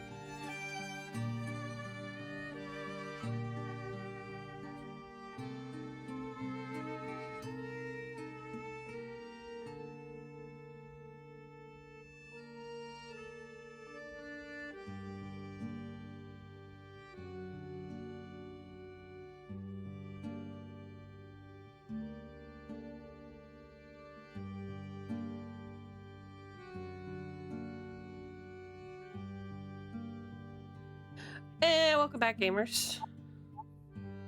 Hey. Hello. Hey.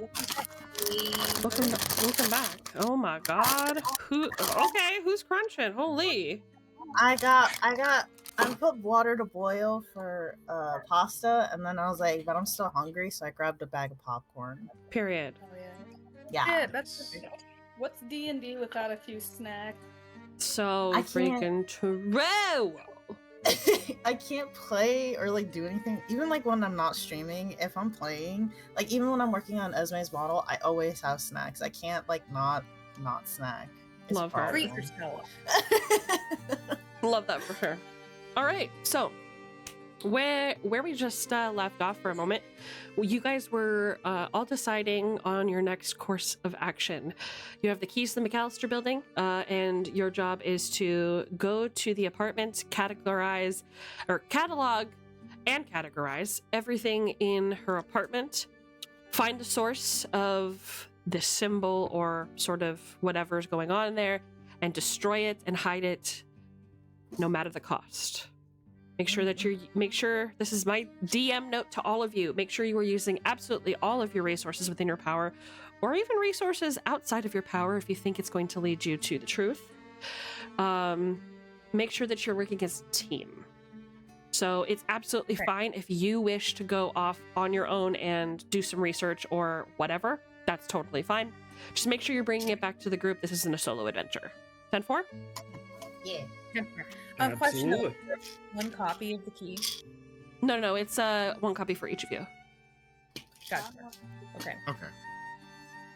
Well, irresponsible when somebody loses it. I'm very prone to losing stuff. Jeez.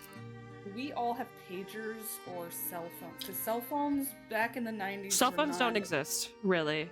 Common. Yeah. Well, No. I thought I had a Nokia. I thought I could use No, that. in Mama. case You have had a it. pager. You have a pager. Yeah, we got pagers. Oh right, those didn't come until right. Yeah. And I forgot. email? You have email. Emails are basically just professional back then. Yep. And they sucked. Do we have business Nope. cards? Oh, we might. Oh wait, we're not supposed to go by our real yeah, names. no, we don't go Right. by real names. No. Right. Okay. We could. So, pagers. when is this set? 1995? Correct. The summer of 1995. Okay, 'cause December is cold outside. God damn my toes.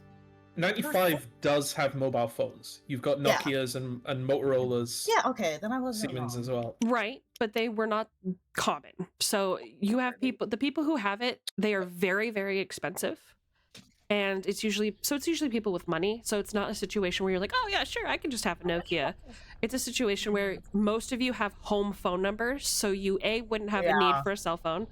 And B, pagers are way more cost effective. And there's payphones absolutely everywhere. So We had phone cards. You guys got a quarter? especially if you live in New Yep. York, you know? Oh, yeah. For reference, you guys, on time, this is the year that the first Toy Story came out. Mm-hmm. That was cutting edge. Yeah. Oh my god, I remember having to go to the payphone to order pizza. Yeah. Oh yeah. Channel that. Well, I'm too young to know what a payphone is. It's a dial tone. I'm too young, I'm too snatched to ever really understand what you guys have been through. That's a lie. Right, so. Oh my god, when you paid by a minute, oh, I'd kill myself if we have to do that still. Yeah. Existed where like everyone's talked in like 3 out letters, basically. Mm-hmm. Like BRB, literally, that's it. Yeah.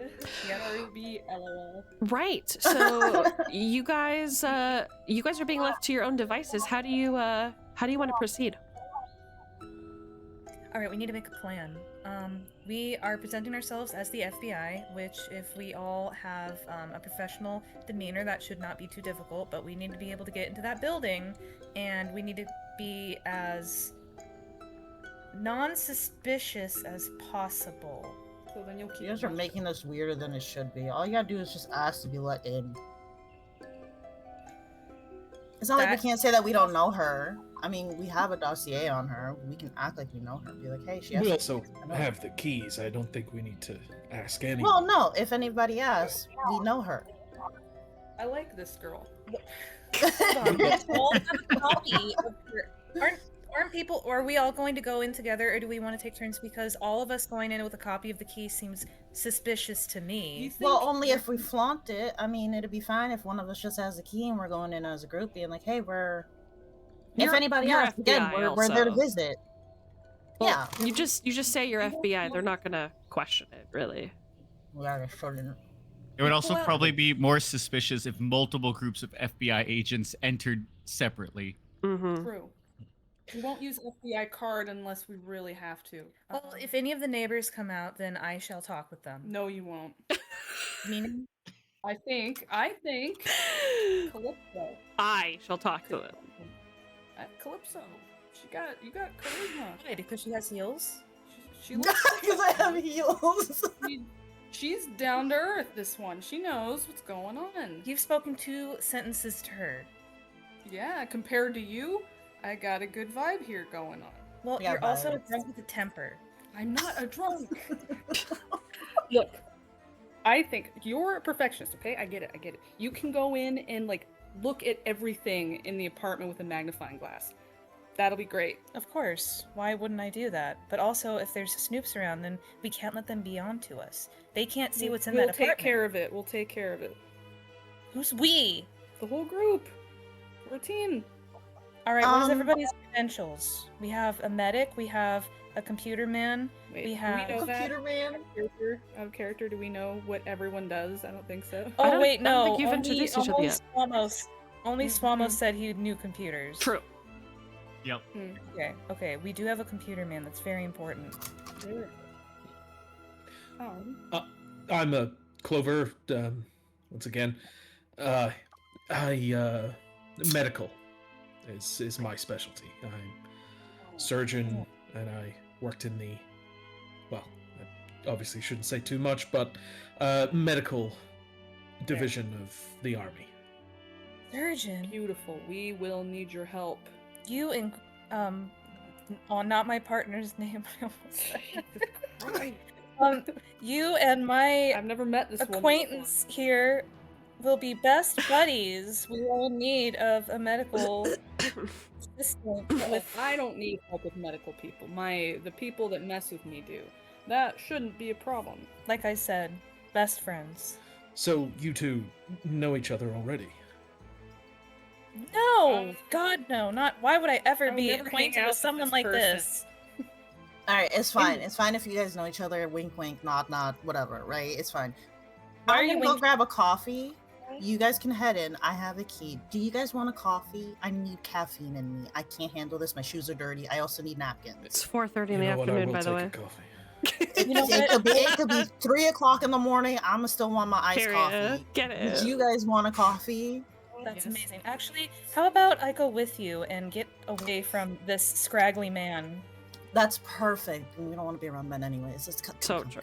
look at our coffee. Finally, 2 women who get it. I could use some female time. That was great. Yeah. We can Oh my talk God, about oh. crystals. Oh, I love crystals. Oh my god. A kindred soul. I got Mr. my Love water. Nuggets. I had to do a new batch though. It was terrible. Oh my. I know. Yes, we will go this way. Goodbye. I'm gonna Bye. People. Oh, all right. Now we'll meet at the apartment. I'm hailing a taxi. Where away is the apartment? Do you know? Are you guys sharing a taxi? I mean, I'm currently waiting for one. Wait, didn't you come on a bike? I'm not taking my bike. Are you kidding? Is it somewhere safe in New York City? It's fine. Don't worry about it. Okay. Oh, Okay. do we all want to share a taxi then, or? Yeah, we should stick together. We can say we're just. Okay. So 2 of you are going off on your own, and 3 of you are going to be taking a taxi together, right? Correct. Correct. I like how we immediately split the party. The golden Yep. D&D rule. Don't split the party. Oh yeah, nothing could go. Nothing bad will happen. Great. So let's start with those of you who are going to the McAllister building. You ready? Yeah. All right. You hail a taxi, and after a few minutes, it doesn't take you very long, maybe 5-10 minutes. Traffic isn't too bad. It feels like a lot of the people were focused around the park as opposed to the areas surrounding it. So once you get to East 32nd Street, New York, 10016, you find the building. It seems like it has this like classic, that brownstone New York structure. It's about 3 stories. Looks like it has a basement. It kind of has like this faux castle design. It's like this. Do you know what I'm talking about? Just like it's got this like regal but like local feel to it. It's located in the Kips Bay neighborhood of Manhattan. There's like this fake portcullis that kind of hangs above these large double doors, some artificial ramparts that encircle the windows and ledges, and just like cheap concrete gargoyles that watching from the rooftop. It is a building for artists, so they had to try and make it as interesting to look at as possible to kind of fit the brand, is what you figure. The 4 floors are referred to as the basement, the ground floor, the first floor, and the second floor. So you have basement, ground floor, first floor, second floor. Technically 4 floors to count in the basement, right?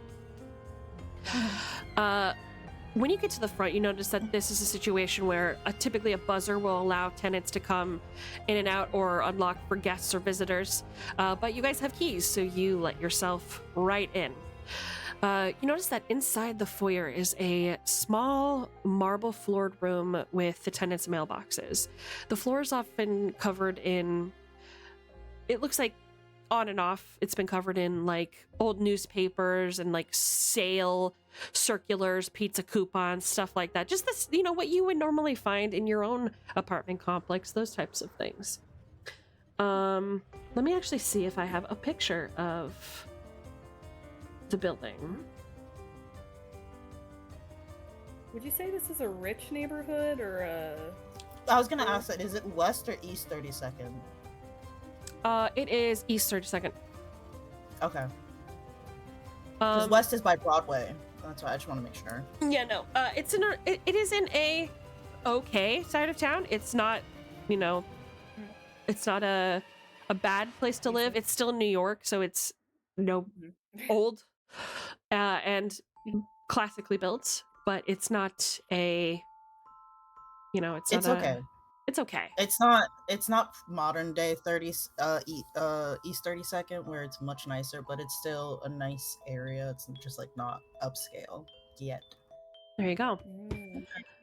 I do have pictures of this place. Where are they? But anyway, while I'm trying to find this, a single hallway runs the entire length of the building. You can only access the basement from the streets. And in this single hallway, it's carpeted in this like plush burgundy carpet. There are 2 apartments on either side per floor, and a staircase runs up and down the midpoint of the hall. It appears like, based on what you understand of the building, there should be about 11 apartments in this building, and only 5 of them are occupied. There are 4 storage rooms, a boiler room in the basement. It's just like it actually seems like it's probably pretty large apartments just by New York standards. Each one kind of has like a main room with a kitchenette and a separate bathroom. Some have smaller nooks and crannies and, separate rooms and stuff, but each of them has like a bathroom with an old-fashioned hammered tin ceiling. And most of them have these like really beautiful antique claw-footed bathtubs placed wherever it was, expedient to hook up to the water and the plumbing. Grandma used to have one of those. Yeah. Bougie. Have we, how many? 2 quick questions. How many apartments did you say were in the building? 11. 5 are occupied. 11. 5 are occupied. Okay. Do we know if any of the 5 that are occupied were on either side of Abigail, or above or below Abigail, like directly above or below? She's on the first floor. She has 1 neighbor directly across from her. And No I one above her? did find it. So here is the first floor.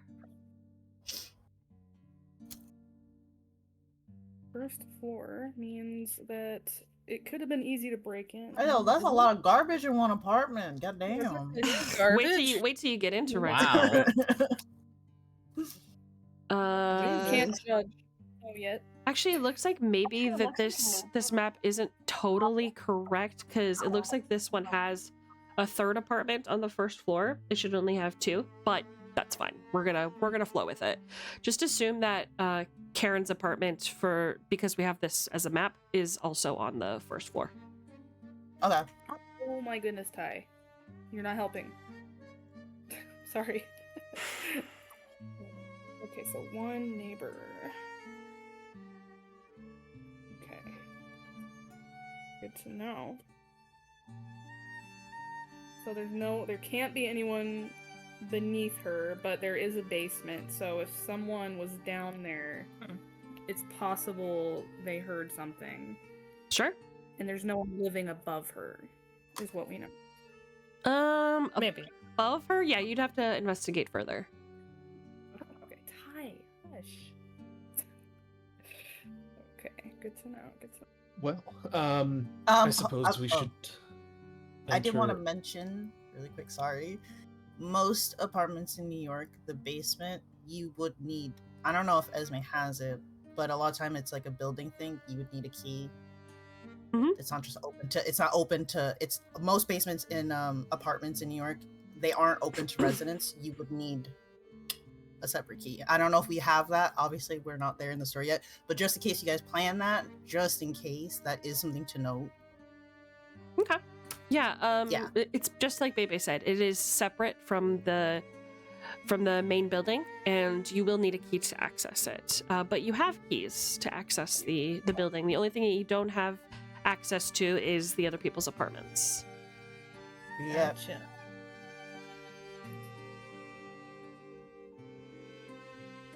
So, fella, we want to split up a little bit. Split the party. Or do we want to do this together? I think we should get all eyes on Wright's apartment before we spread out anywhere else, right? It would make sense to check that first, and then we can split off from there if we need to. More eyes, the better. Sounds good. All right, who goes to the door first? Who fights to use their key first? Typical Ty, shut up. boys. Suppose I'll open the door first. All right, you pop open the door. As soon as you walk into the apartment, you are hit with this smell of resin, the smell of coating or sealant. It's very pervasive, and you realize that the door was actually doing a great job blocking it out, but there is a sound kind of coming from this room in and of itself. Once the 3 of you walk in, you hear the following.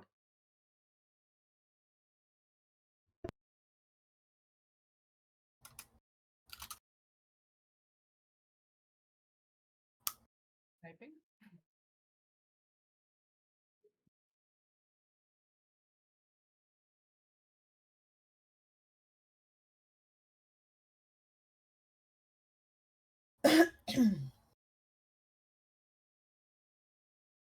Is that a door opening? I'm not hearing anything. Yeah. I'm not either. You guys can hear it? No. No. Okay. No, sadly, we can't. Hold on a second. Let me start it over. Classic. Sorry, are you playing this through Discord or are you playing this on the stream? On the stream. Right. Okay. All right, let me try Is this there a one more way you time. can play it through Shush. I got it. 1 second.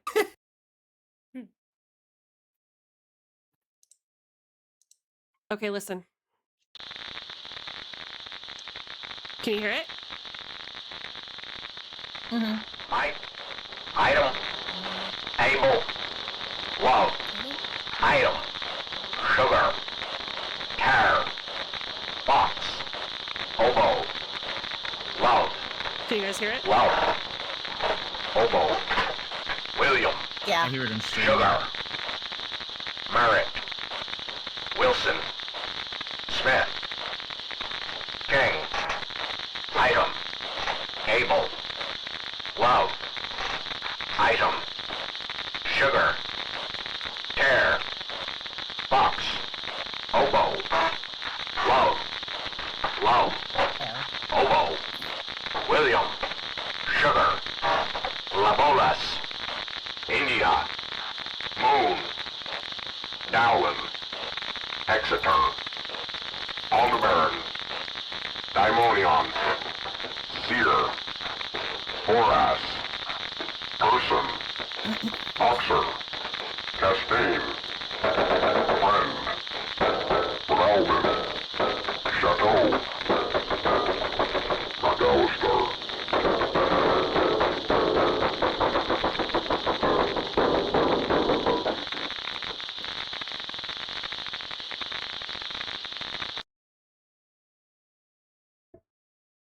That is what you hear. Would you like me to play it one more time so you guys can get scribbles of what was said? Because it's on repeat. This thing is pervasive.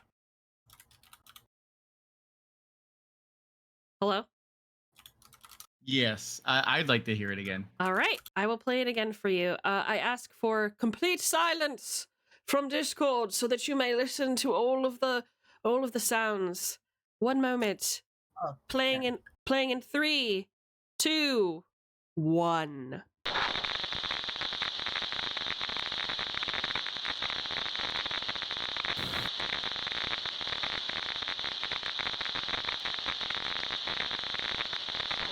Mike, item, able, love, item, sugar, care, box, oboe, love,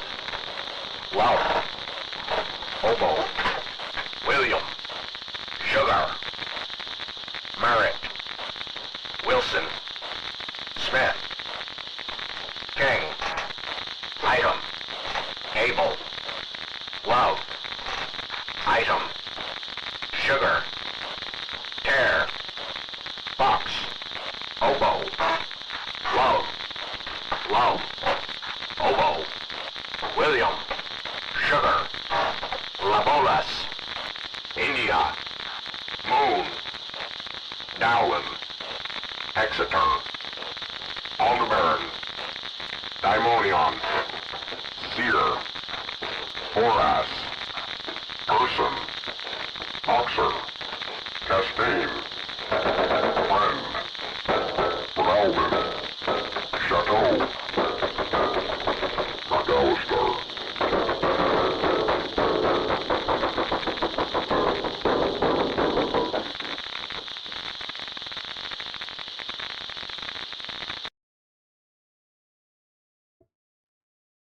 Did you get all that? We couldn't get all of it, I heard it, but I couldn't understand all of it. But that's probably We couldn't get all I of did it. hear sugar all the time. Sugar.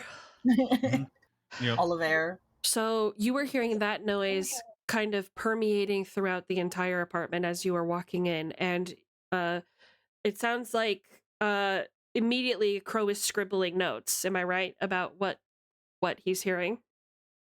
tried. Yeah. Great. Once you round that first corner, when you walk through, you notice that there's somebody standing inside of the apartment. Just a kind of a tall, kind of hold on a minute. Let me get rid of this. A tall guy, bald, dark, beautiful skin, thick, bushy brows. Just like a average looking guy. He seems like he's wearing kind of a dark I wouldn't say a well-tailored suit, so it's not a fancy suit. He just looks like he's maybe a detective or a beat cop. And that's who is standing there. He's facing away from the door. He doesn't seem to really do anything specific to greet you. He is staring at what appears to be the largest pile of garbage in the room, piled up in the center, right between two windows, appears to be some sort of shrine. And sure enough, as you really get a look of this place, wall to wall, everything looks old, antique. There are pieces of things just kind of everywhere that there was a surface, just taped, glued, epoxied lazily or without much effort onto the surfaces of the wall. And this individual appears to be taking account of all of it. His hands kind of on his hips, folding the jacket at the waist as he just kind of takes in this place. He kind of, as he allows your footsteps to get closer, he kind of spins around and he goes, "Well, hi there." And he steps forward and he goes, "Detective Graham Giradonda," and he holds out his hand to Agent Clover, who he sees first in line, and then goes down the line. Was assigned in charge of the Abigail Wright case. That's right. Definitely eager to let you feds do your job. Yeah, Detective, could you repeat that? Oh, sorry, Graham Giradonda.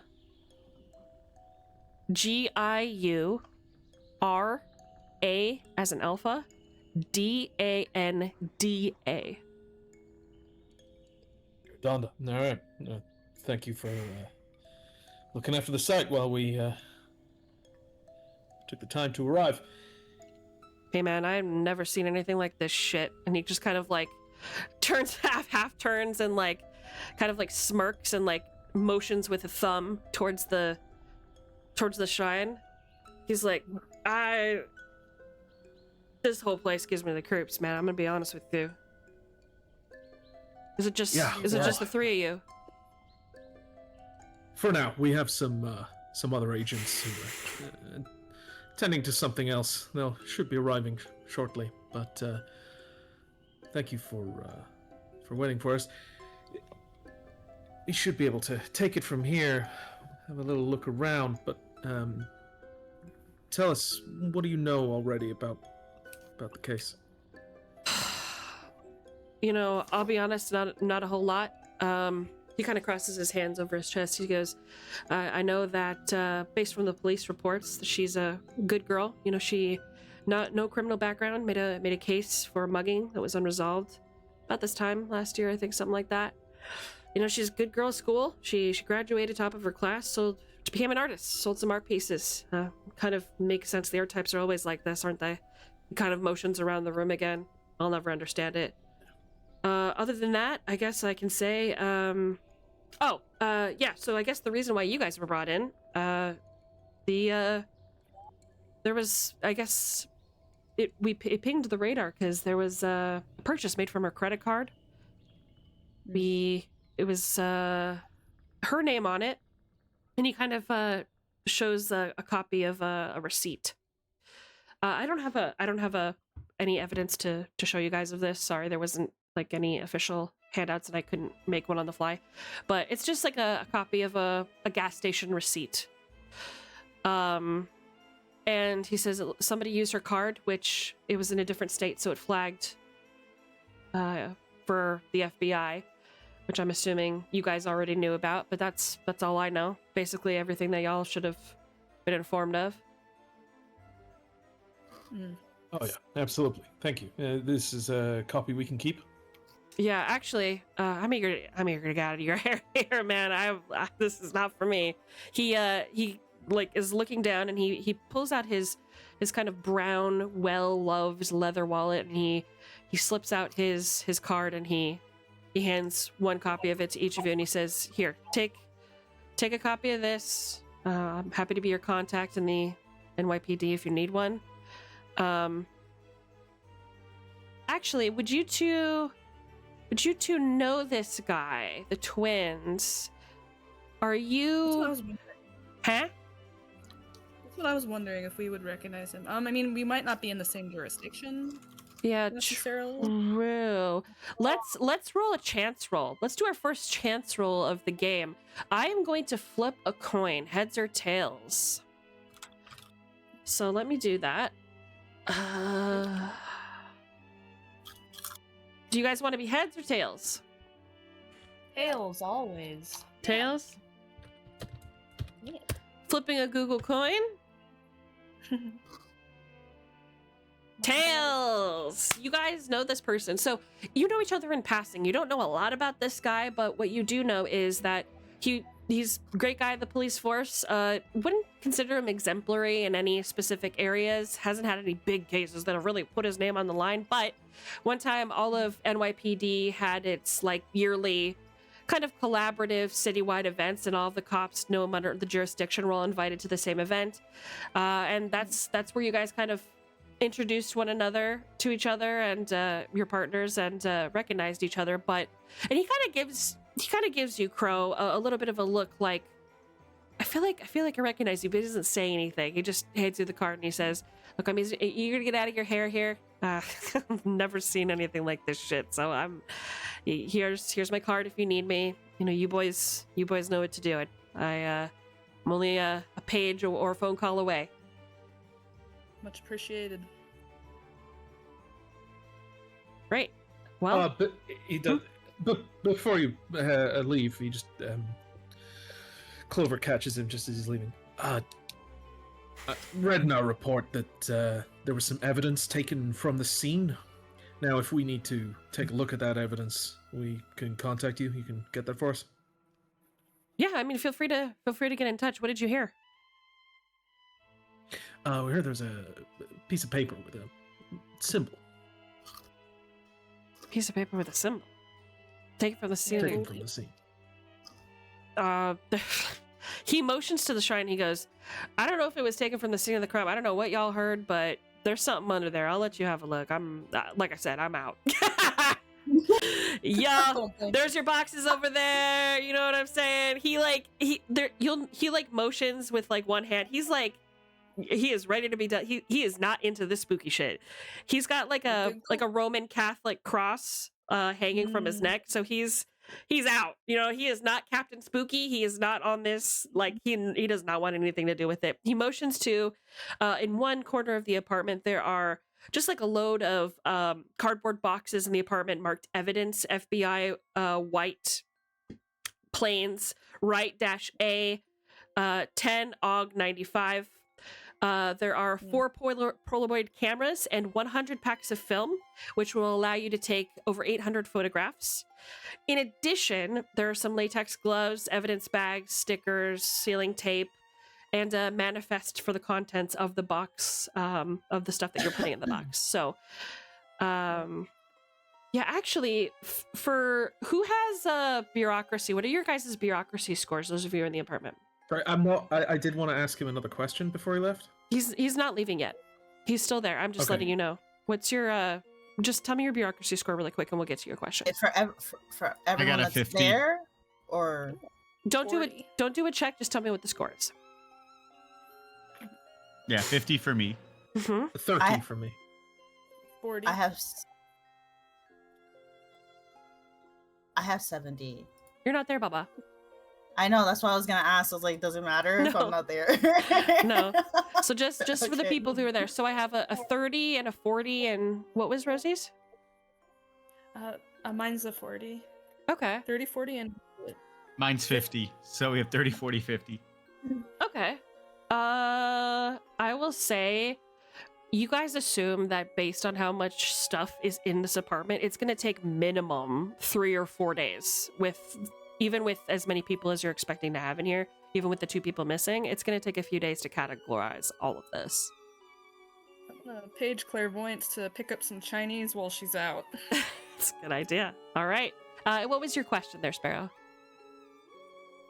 Yeah, Detective, I can tell you're eager to go. Last question, I promise. Yep. This audio that's currently playing, Do you know if it's been repeating the same audio since the apartment was first entered? I wasn't here at that time, but I can speculate. Yes. I'm gonna let you take a look at it for yourself. But the radio that noise is coming from, I haven't touched yet because I needed you guys to come in and categorize everything, of course. But it seems pretty delicate. Nobody's touched it, as far as I know. Okay, thank you very much, and we'll let you know if there's any further questions. Yeah, absolutely. Happy to help. Great meeting you all. And then he, of course, takes your hand and shakes you one by one. And he, if nobody else has any questions, No, just go enjoy that festival that's like down at the square. It looks like you need to take your mind off this business. Hey man, I would, but I'm not a fan of clowns either. You know, it's kind of like a lose-lose situation. I'm probably gonna go down to the bodega and get something. It's not for me. I'm Get out. a drink. Yeah, you know. Hey, you boys take care. All right, have a good night. You too. He swarms out, gently closes the door, and the apartment is yours for the moment. And now we're gonna put a pause on that, and we're going to zoom over to the ladies. Okay. Pager to buy some. Yes, Agent Clairvoyance, aka Claire. Just in case I didn't feel like saying that whole word. You receive a page saying we're gonna need Chinese food, or actually no, pagers didn't do that. Pagers just set a phone number to call. So you receive a page immediately as you are like crossing the street to get to this like cart selling coffee across the street from the festival. And it's Crow's number. So he's either trying to get you to come over there ASAP, or he's expecting you to.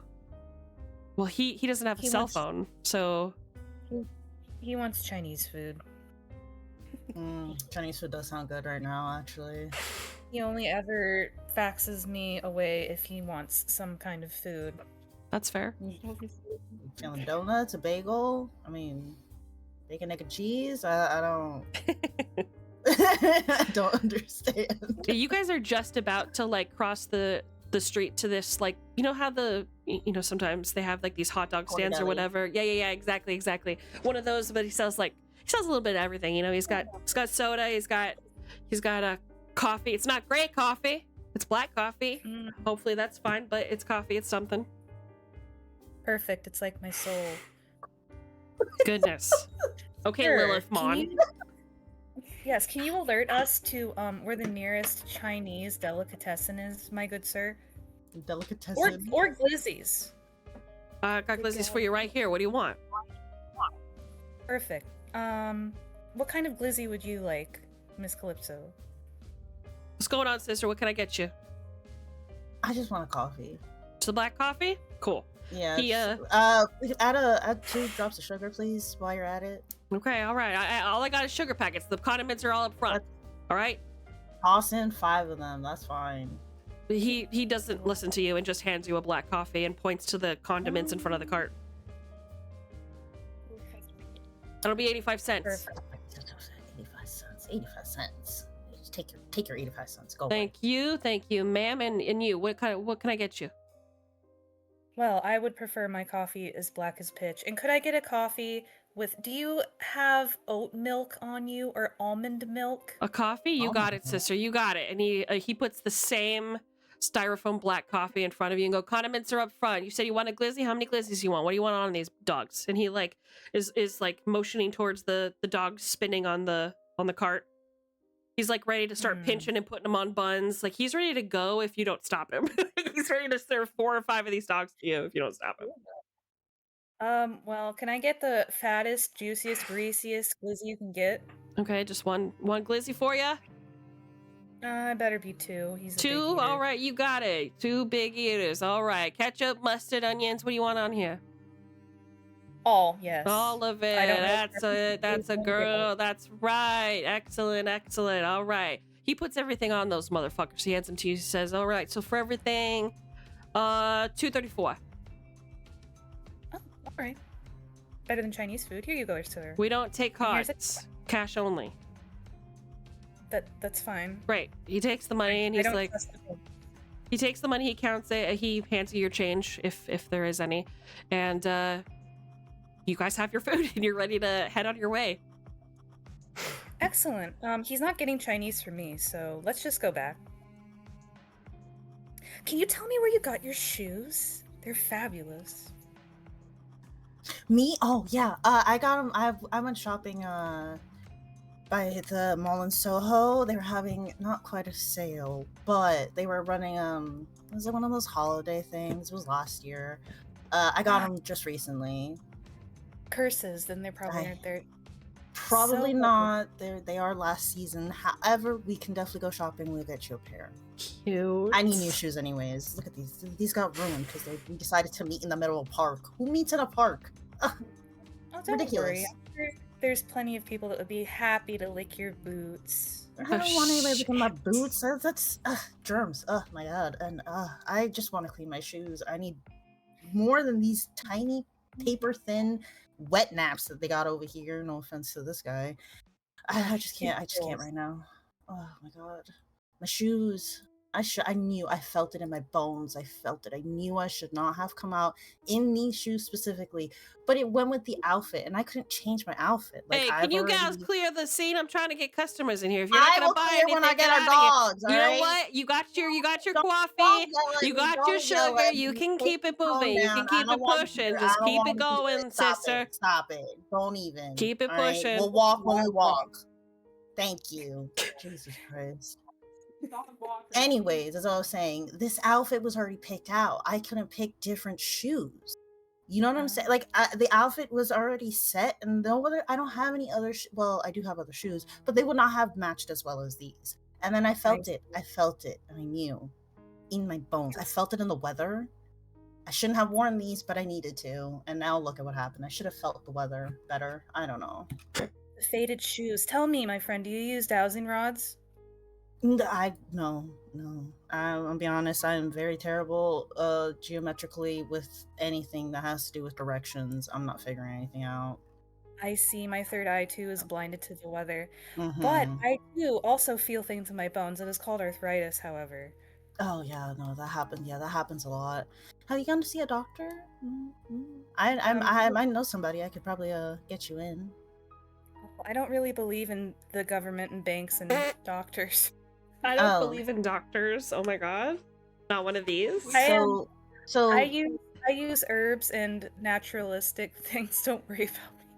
So the last time I broke a knee, I just used a little bit of oregano. It cleared me right up. Get some duct tape and spit, not and you're all to good to go. not to be that person, but you just described science, which is apothecaries, which is chemistry, which is stuff that doctors tend to use to make medicine. Oh no, I go out in the woods and pick elderberries and such. Yeah, that elderberries are made to use medicine. You know, make them. They've Yes, got but really I great myself stuff. have to make the salve because I don't trust what chemicals they could be putting into it that would go into my body. What chemicals? What chemicals are you talking about? They're not gonna Much put like like- boric acid in there. At least I mean, hope we do not know what is also in this black coffee, but all the chemicals and the bad auras in the world could be being permeated into our bodies as we speak. Actually, we should make haste and find out what they have or have not destroyed already at the Oh right. apartment. Right, Poisoned. we with- have work. I completely forgot about that. I needed coffee so bad. Yeah, sure, we could go. You got everything you wanted? I don't know about the Chinese food though, so might have to just order a pizza for delivery or something. Yeah, we don't need to be their servants, so they yeah. can get it themselves. They're adults. Okay, They're that's fine. aware, Yeah. so- All right. Oh, how chill she looks. My poor shoes. Great. Maybe I can find some kind of shine to put on it when we get there. I have some homemade salves. Do you know how to make your own shoe shine? Maybe we could try that. Okay. We're gonna sit down and talk when we get there. Don't worry about it. We'll let Yes, them don't figure it worry. out. I'm sure they've at this point, if they haven't figured out a single thing, I'm not only gonna be disappointed, I'm gonna have to request a whole new team. But that's personally just me. I can't handle being in a group setting and not having anybody pull their weight. I'm like people. I see. I Yeah. feel the same. I feel the same. Perhaps my my not partner could help you with putting some elbow grease into that shine. I would love if your not partner would help me with my shoes. That'd be perfect. All right, Excellent. so you He would guys be- make I would your be happy to volunteer. Not partner. Do you guys make your way to the McAllister building? Oh yeah, we girl yeah, we're chatted the 100%, entire yeah. way about chemicals and crystals and the weather and faded shoes So true. and arthritis. Shoe stuff and all that, yeah.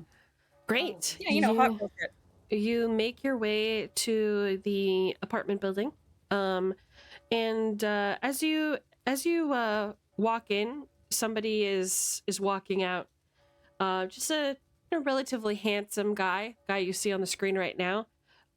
He nods at you and kind of like goes to pass you. Cute. I think he has a nice butt. Do you say this when he's like right there? Yeah, I don't care. I said it out loud before too. Hold on, let me find out if he's married. 1 second. He could be married. He could be married. I'm just looking at ass. I'm not asking for his number.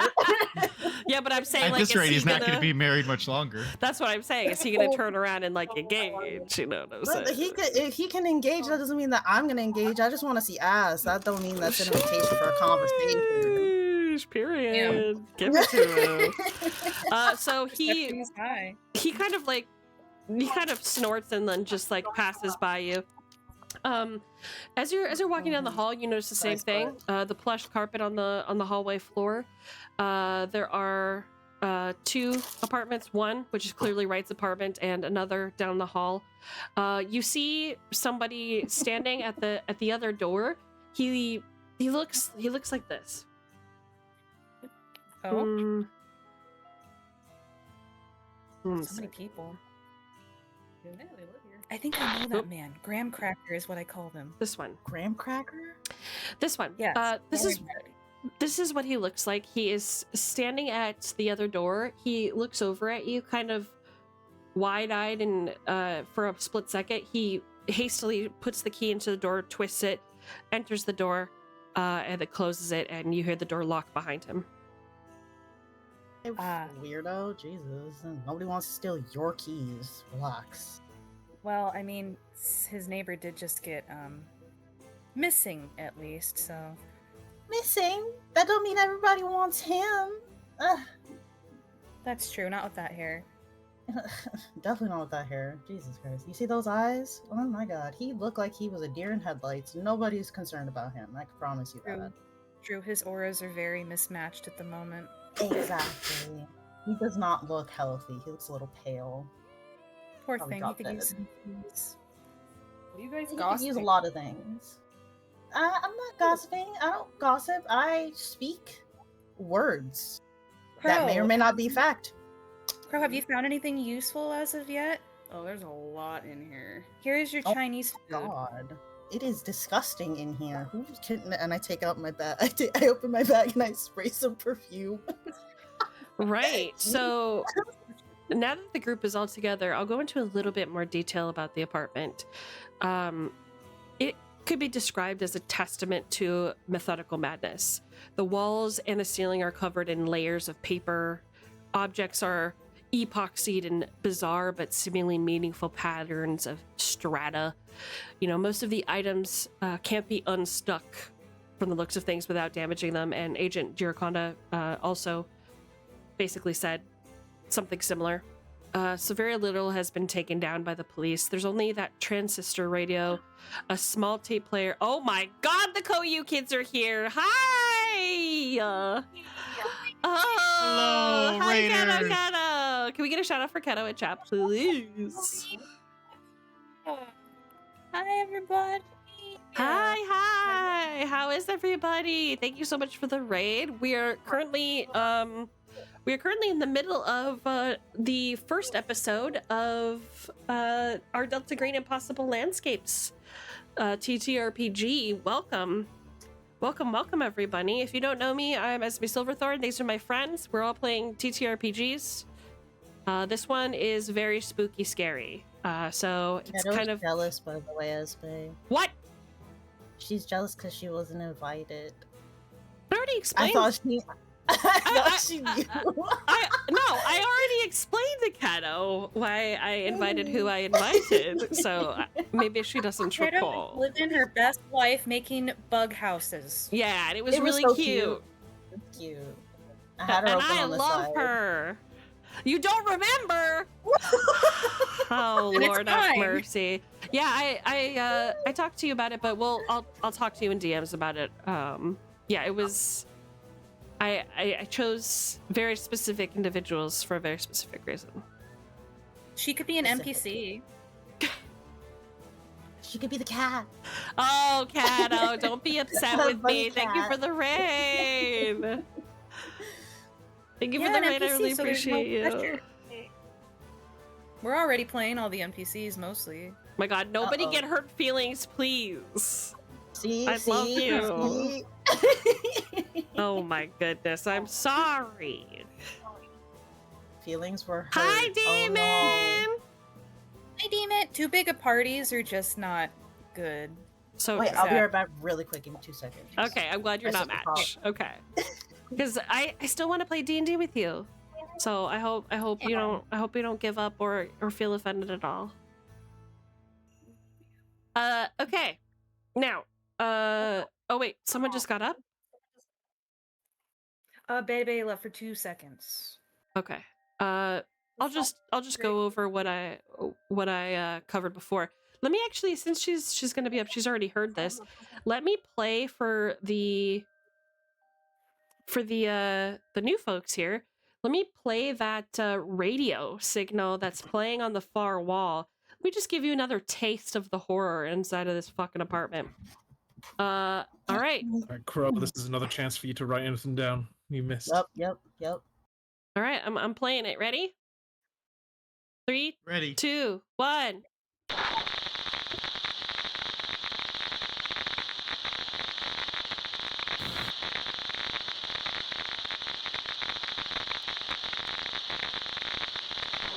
Mike, item, able, love, item, sugar, care, box, oboe, love, oboe, William, sugar, Merritt, Wilson, Smith, King, item, able, love, item, sugar, care, box, oboe, love, oboe, William, sugar, labolas, India, moon, Dowland, Exeter, Aldebaran, Daimonion, Seer, Horace, Person, Oxer, Castaigne, Friend, Ralman, Chateau, McAllister.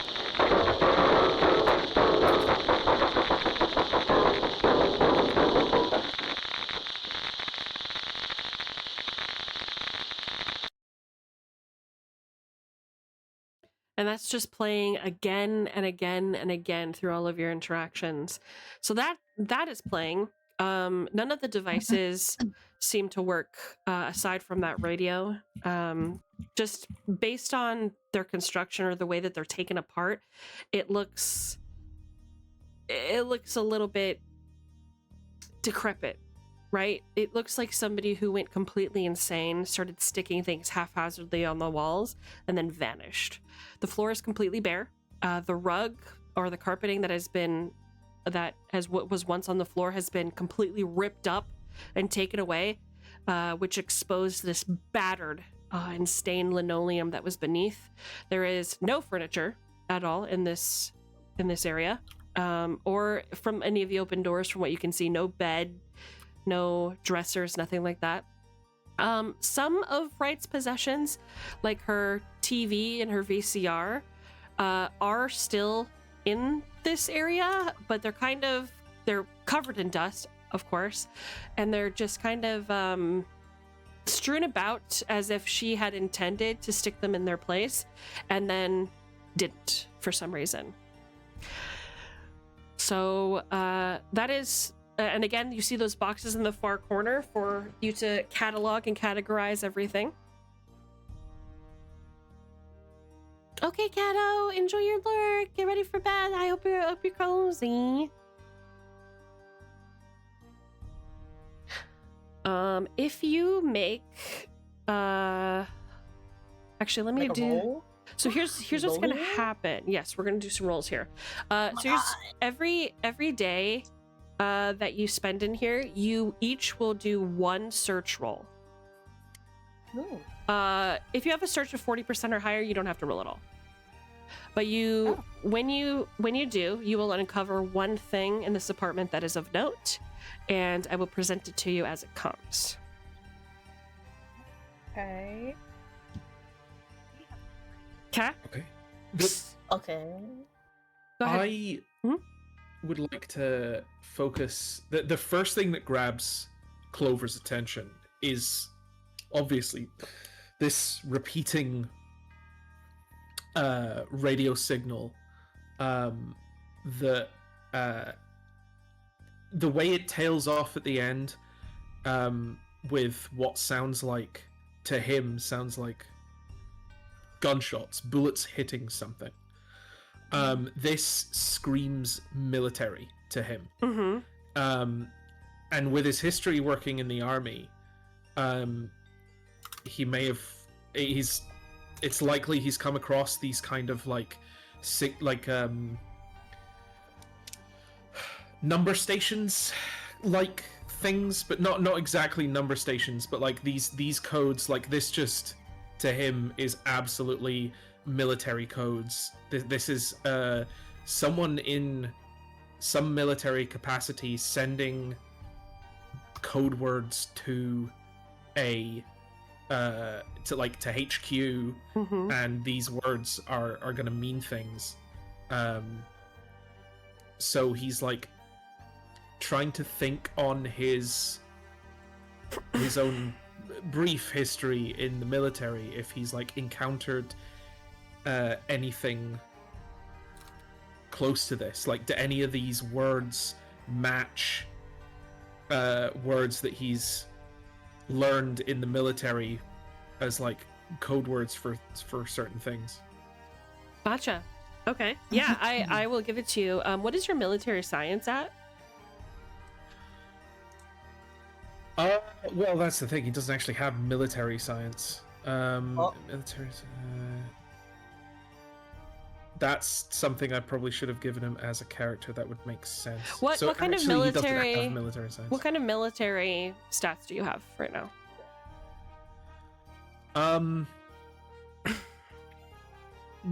Okay. No military stats. No military stats at all? At all. I think when I was making the character, I didn't realize that military science was a stat. I somehow glossed over that. Okay. It would make sense it for could you to very have well that. be that. So what I'm going to do is I'm going to ask you to take 30% away from other places and put it into military science. I'm going to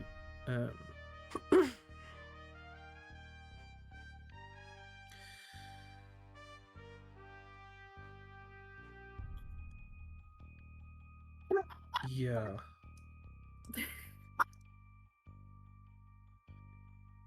Okay.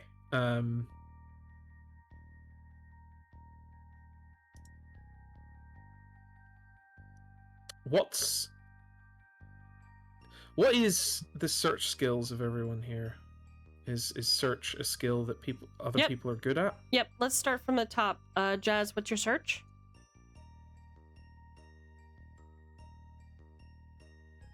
Sorry, the dogs are going feral. That's My okay. search is 40. Great. Okay. Neighbor dog. What about you, Rosie? Also 40. Excellent. Okay. Bebe, what's your search?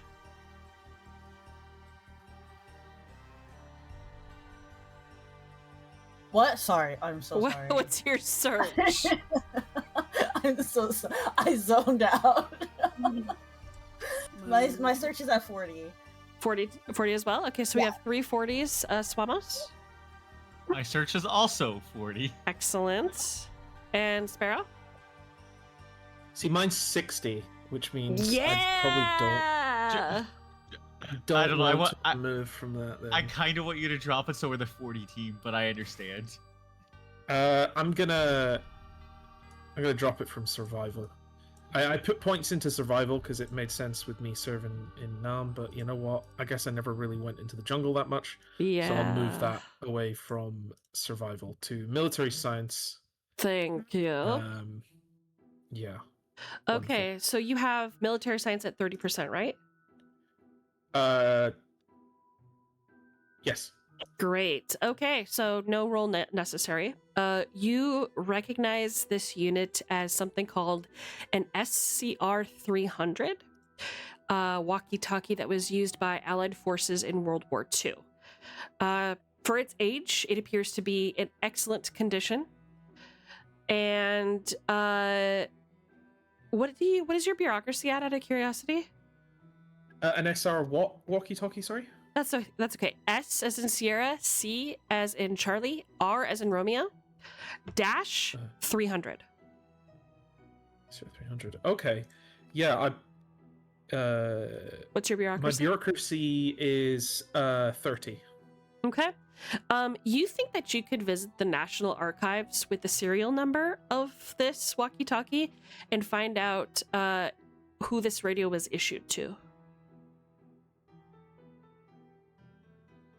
Oh shit. Okay. Okay. So, now that that's been done, we're going to do some rolls here.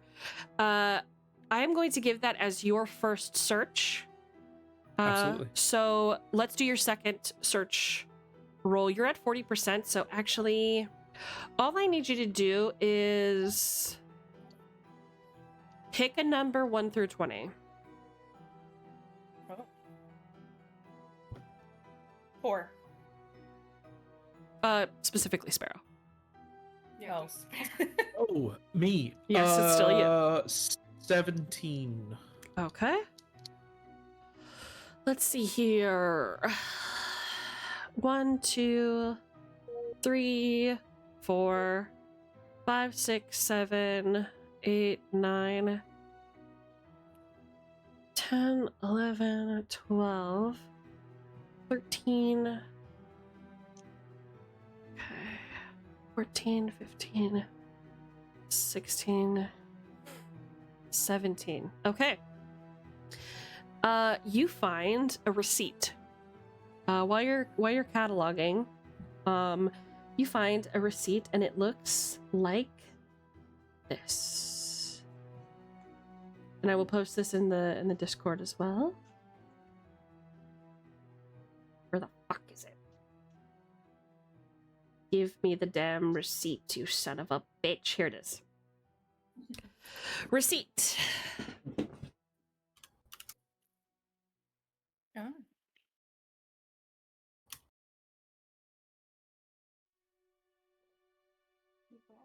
Hey.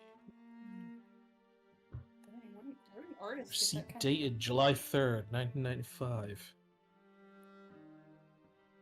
Sorry, what was the date on there? A receipt dated July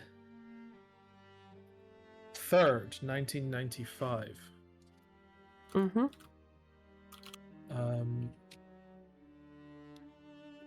From Abigail Yeah, for crap. $850 Doesn't say how they paid. for 1 month's rent. 850. Goddamn. That's a lot back then.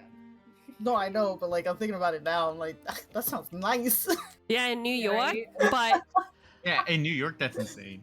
I Yeah. mean, there might be a reason for that.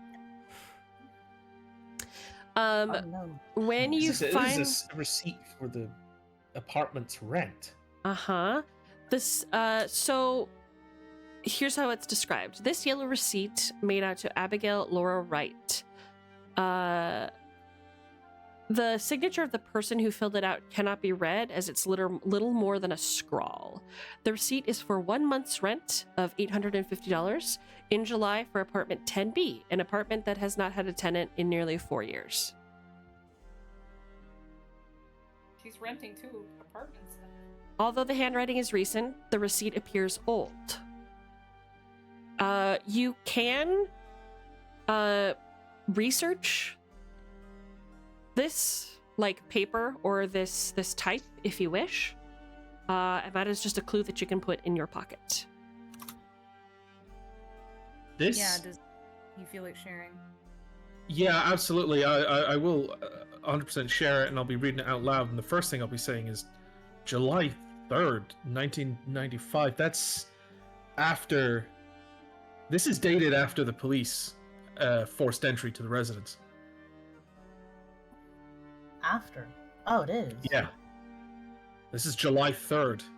June 4th, the NYPD forced entry into this property, and this is dated after, on the same year. Unless it's a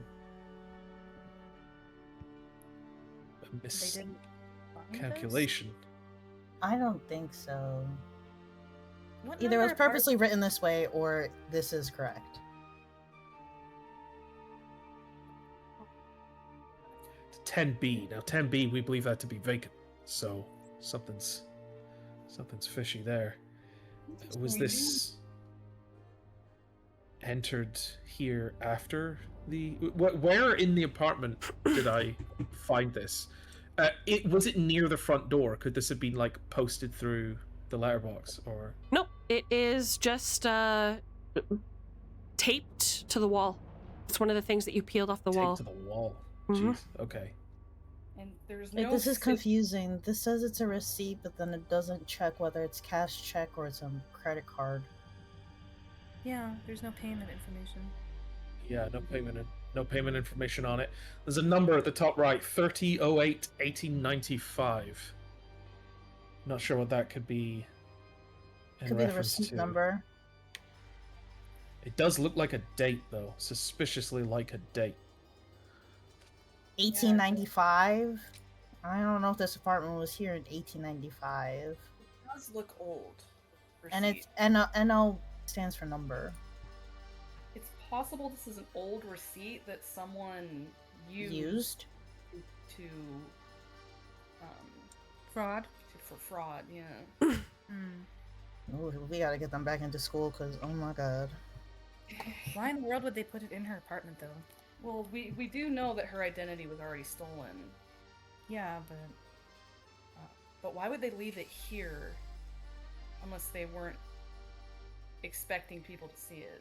Was that Detective Graham leaving, by the way, earlier? Don't worry about it. Do you think he dropped this? No, it's taped to the wall. Yeah, it was amongst the things that you guys are cataloging from the walls and pushed against the side. So it was put here on purpose by somebody. New art scenes can be kind of whack, but We should write down the handwriting or take it so that we can possibly get it looked at Yeah, by a that- professional.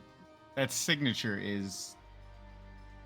Admittedly, I can't read it well, but it doesn't quite read correctly to me. No, that middle name doesn't match her. No. The one that's written from. That's an A middle name. That's on an L. I would like to cross-check her signature and her handwriting to whoever wrote this. you're in these piles of garbage. I'm gonna take a picture of it. Great. Okay, who would like to be next on their first search roll? Me. Okay.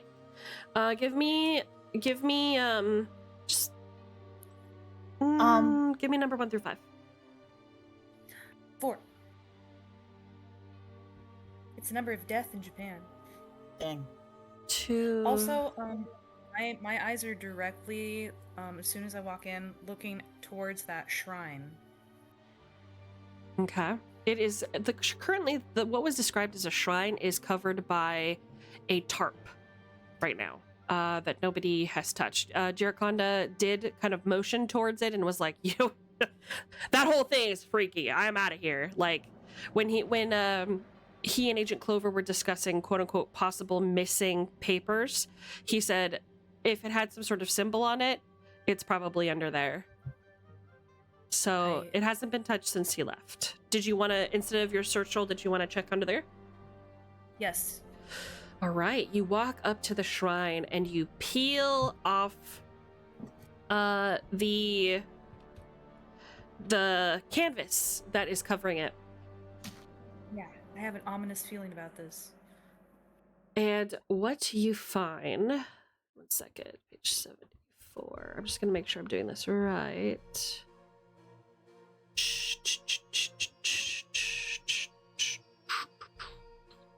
Here it is. Okay. So,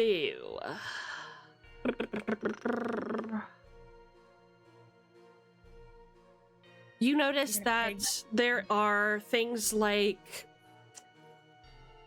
prosthetic arms and legs, all very old.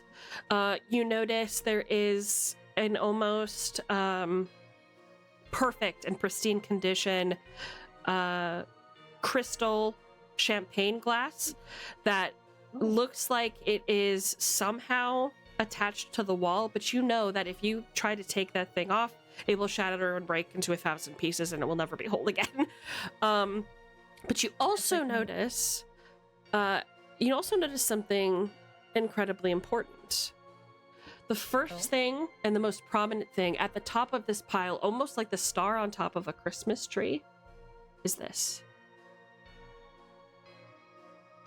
And I need you to roll sanity. Actually, anybody who's seeing this sign, I need you to roll sanity for me, which is a D100. Oh, shit.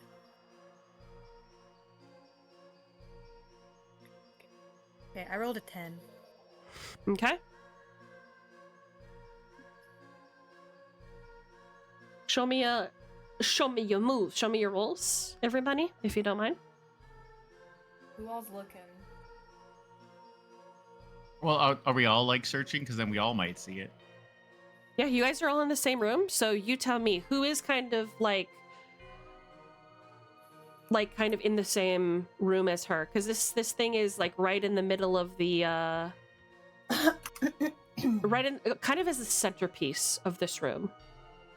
I think considering it's a centerpiece and just throwing this tarpaulin off of it, I imagine it's enough of a spectacle that I think everyone would probably, I'd definitely be looking at it. Okay, roll a D100. Roll a D100. I have rolled a 5. Jazz. Okay, Swamos, Jazz, anybody else? Okay, so you got a 36, and what is your sanity?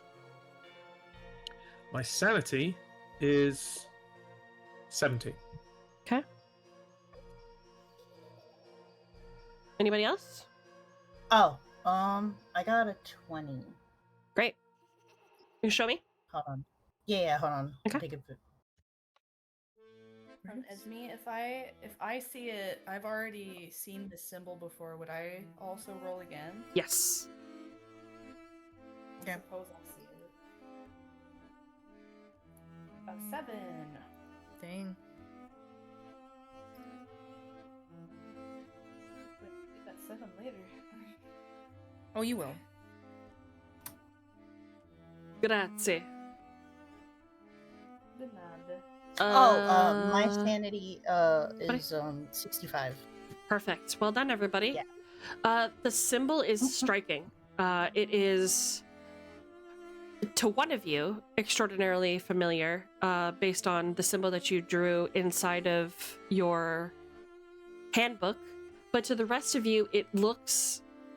This is a symbol that you've memorized. You recognize the pattern as the same one that the clown was drawing in the park with his paper dragon.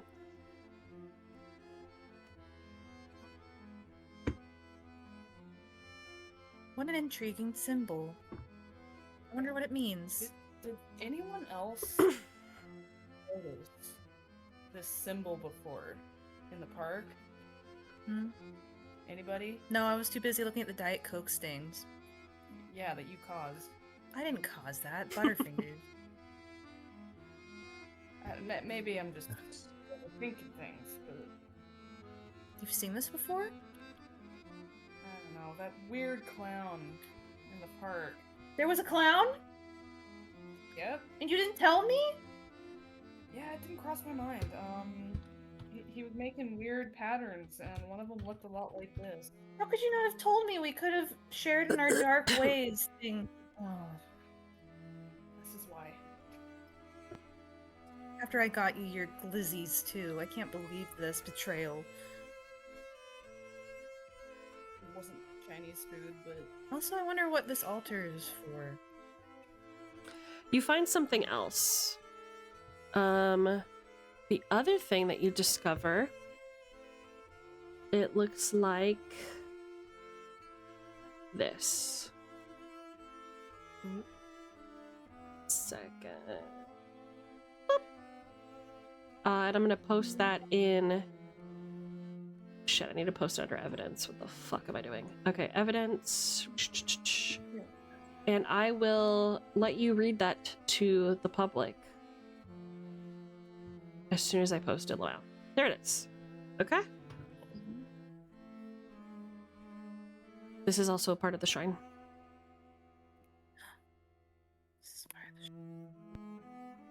Scene, the smoking lounge, a large parlor on the 4th floor. In the room are the dog, Thomas, and Michelle. Is this a play? Enter Mark Rourke. Mark, Abigail's gone. She moved upstairs today. Oh, it's a conversation. Thomas and Mark, I missed the kid. Michelle, her dad, that pig, came around. Sorry, I need my glasses. She doesn't like you, Mark. No one likes you. Anyway, she ran off with that salesman. Everyone knows it. Mark, fuck you, you cunt. Thomas, come on, guys, come on. The dog barks. God damn it, he can't do it on cue right now. Fuck. Someone is heard coming up the steps, a loud racket reverberating up and down the staircase. Mark, who is that? Everyone stops to listen. Michelle, who could be down there? Who is that? Mark steps to the doorway and leans to look down the stairs. Mark, hello? Hello? Enter federal agents. Is this a premonition? Is this happening right now? Will we too be going up the stairs to look into room 10B and find these ne'er-do-wells upstairs plotting? I think this is the 4th floor. We're not on the 4th floor. We're on the 1st floor. Does Yes, this building have 4 floors? Yes. Okay. So, the pages of this mysterious play, there's several of these types of pages. It's kind of just shoved into a space on this great wall. The page isn't numbered. The characters mentioned here appear to include the names of the tenants that was given in your case file. There's a couple of unknowns here, obviously, that you don't recognize. The dog, Mark Rourke. The encyclopedia salesman is also somebody that you haven't heard of.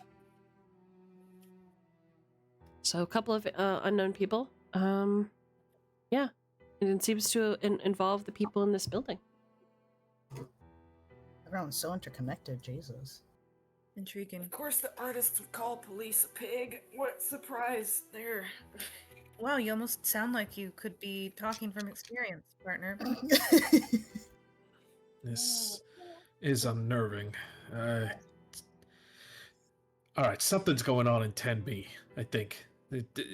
It's worth checking out 10B. Any of you want to check that out while we continue cataloging all this shit?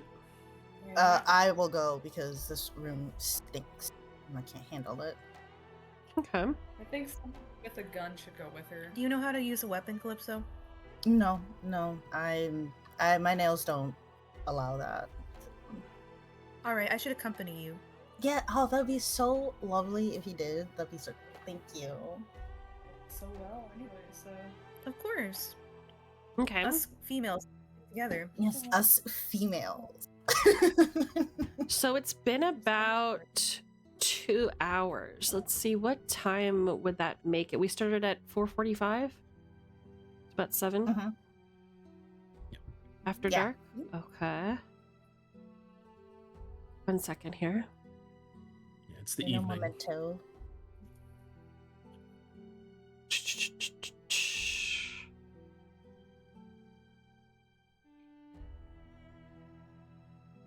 One second.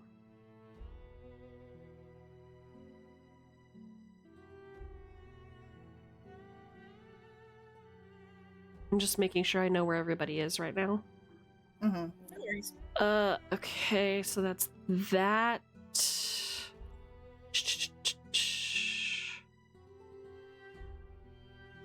Okay. Understood. All right. So, the ladies are heading out of the room, correct? Yes. Perfection. Let's focus on them. So you guys are leaving and you're ready to head upstairs to apartment 10B as in Bravo, correct? Bravo. Yes. Great. As of your information, that apartment should be unoccupied. So what you're expecting to find is that there's nobody inside there, nobody lives there, no furniture, no nothing. As you're going up the next set of stairs, you hear one of the apartment doors open and then close, and then a tall, thin man with pretty unfashionable looks and hair. Let me change the music here. This one isn't great. This one. Yeah, this one's perfect. Starts to approach the stairs, and he gives you kind of a wide-eyed, surprised look. He looks like this. He's got small, clear glasses, perfectly positioned at the top of the bridge of his nose. He has small laugh lines in the creases between his smile and his nose. For all intents and purposes, aside from the fact that he is incredibly tall and thin, he seems very unassuming, intelligent, doesn't care a lot about his physical appearance. His hair seems a bit disheveled, for example. But he appears to be leaving, locking the door of what you assume is his flat in the apartment and heading towards the stairs, and he goes, "Oh, hello? Are you going upstairs?" Yes, dear sir, we're in the middle of an investigation. "Oh, interesting. An investigation." As he approaches you, he reeks of cigars and brandy. He has this kind of fruity, exotic smell about him that you can't explain. He said, Is this about right?" That's confidential information. I'm afraid I can't share that with you, sir. I don't know why you guys are freaking out. She never left. And he starts walking up the stairs. I don't like Up to him. where we're going? Yep. I don't like him. Never left, huh? Never Are left. they under the impression that she's still there, or are they just... They might be under the impression that she, at least minimum, is somewhere. But if somebody's been seeing somebody coming in and out of her apartment, they might assume that she probably hasn't left. I see. Well, if he's going where we're going, we might as well follow. I don't trust him. Yeah.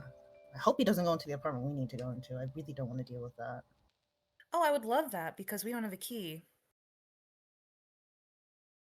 Right? Fine, yeah. So, you guys are talking for just a couple minutes while just kind of waiting for him to leave and kind of talking behind his back a little bit. As you continue up the stairs, you reach the next floor, and he is nowhere in sight. The hell? Did he just disappear? A specter? You know, you jumped way quicker to supernatural than I did. I assumed he jumped into a storage closet or something. Well, let's check the storage closets then, because if he couldn't just jump out the fourth window, not to mention if this is the fourth floor, then that is an auspicious number indeed. I mean, depends. I mean, if one of these windows leads out onto a rooftop, then, Come, Calypso. That We must make or haste. fire escape. No, we could. Yeah, no, yep. Got a good point. Let's see if the door that we are destined to go towards is open or not. Right? Quick question. You know how to, on the off chance that we may have to do something illegal. Do you know how to lockpick? Just asking for science. Of course not. I would never break and enter into a room without a permit. Right. That of course not. That's ridiculous. Of No, course. Yeah. my Okay. Well, go part- Jimmy the handle. Now, my partner would probably do that, but I can't. You're tolerate- not partner, right? Got it. He doesn't play by the rules as one speaks. Not a rule player. Got it. Cool. We might need to go in. Just in case, just in case. Might need Well, to- if you're going to have him do anything illegal, then just don't tell me. I mean, I also would turn my back and not see anything illegal happening. But of course, yeah. Goddesses know he doesn't tell me when it happens, so. So that's nice. You're never an accessory. You're neither an accomplice. I feel like that's pretty. That's a great not partner. Correct. It works. Mm-hmm. So we go over to the door that we like 10B. Yep, you go over to 10B. You jiggle the handle. It's locked. Okay. You don't hear any noise coming from the inside. What would a lock picking check be? Anybody can roll for anything, but if it is outside of your wheelhouse, you have to roll exceptionally well. So on your sheet, there should be, in most cases, a standard skill level. So, like, for example, even if you don't have the skill, it'll say, like, base 20% or something like that, right?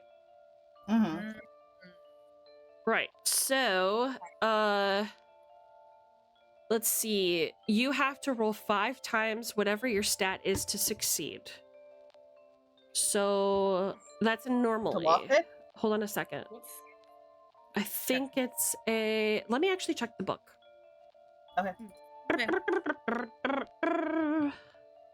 While we're looking, me and I don't know what Calypso would like to do, but I would also be checking the closets around. Yeah, to no, see- I'm gonna be checking some of the door handles just to see.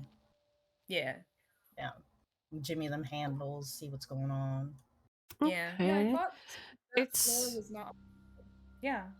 Lockpicks would be considered dexterity. So, what's your dexterity score? Oh. Me and Bebe's? Yes. 10. I don't have any multipliers on it either. Okay, so you need to roll a 10 or less to succeed. So roll a d100. I have That's so high. Oh. I have 11, but my times 5 is 55. Oh my god! What'd you get? What'd you get? I got a 6! Hell That was the gasp of success. Yeah, baby. Woo! Hold on, let me take a Awesome. picture. Great job. Oh my god! So She she's was in the weather! I mean, she's a journalist, right? So sometimes they have to take the integrity, to reach inside their bag of skills. I like to imagine she just glared at the lock and it unlocked in fear. Oh yeah, 100%. I just stared that lock down. I'm like, do you see these shoes? I don't have time for you. Experience. She pulled out a bobby Uh, pin. yeah, a bobby pin for my hair. I just used it to lockpick the door. Okay, so how you? Yeah, well, I wasn't. Sorry.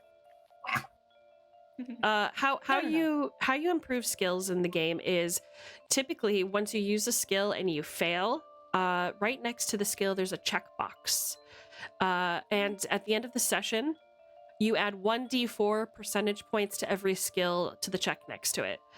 I feel like that's a great rule, but that is such a great rule. I feel like rewarding you.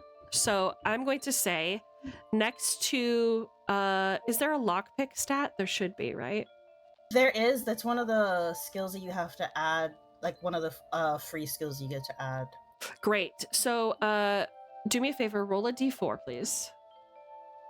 D4. I got a 1. Okay, so you can bring your lockpick skill up by 1%. Woo! I don't have it though, so when I add it, do I just put 1% next to it? Okay. I just want to make sure. I was like, because I don't have it. I was like, I don't know. Let me just take a picture though, just to keep. There should be empty slots on your character sheet at Oh the no, end no, of I the meant like take a skills. picture of it so that way I remember. Okay. That yeah. Perfect.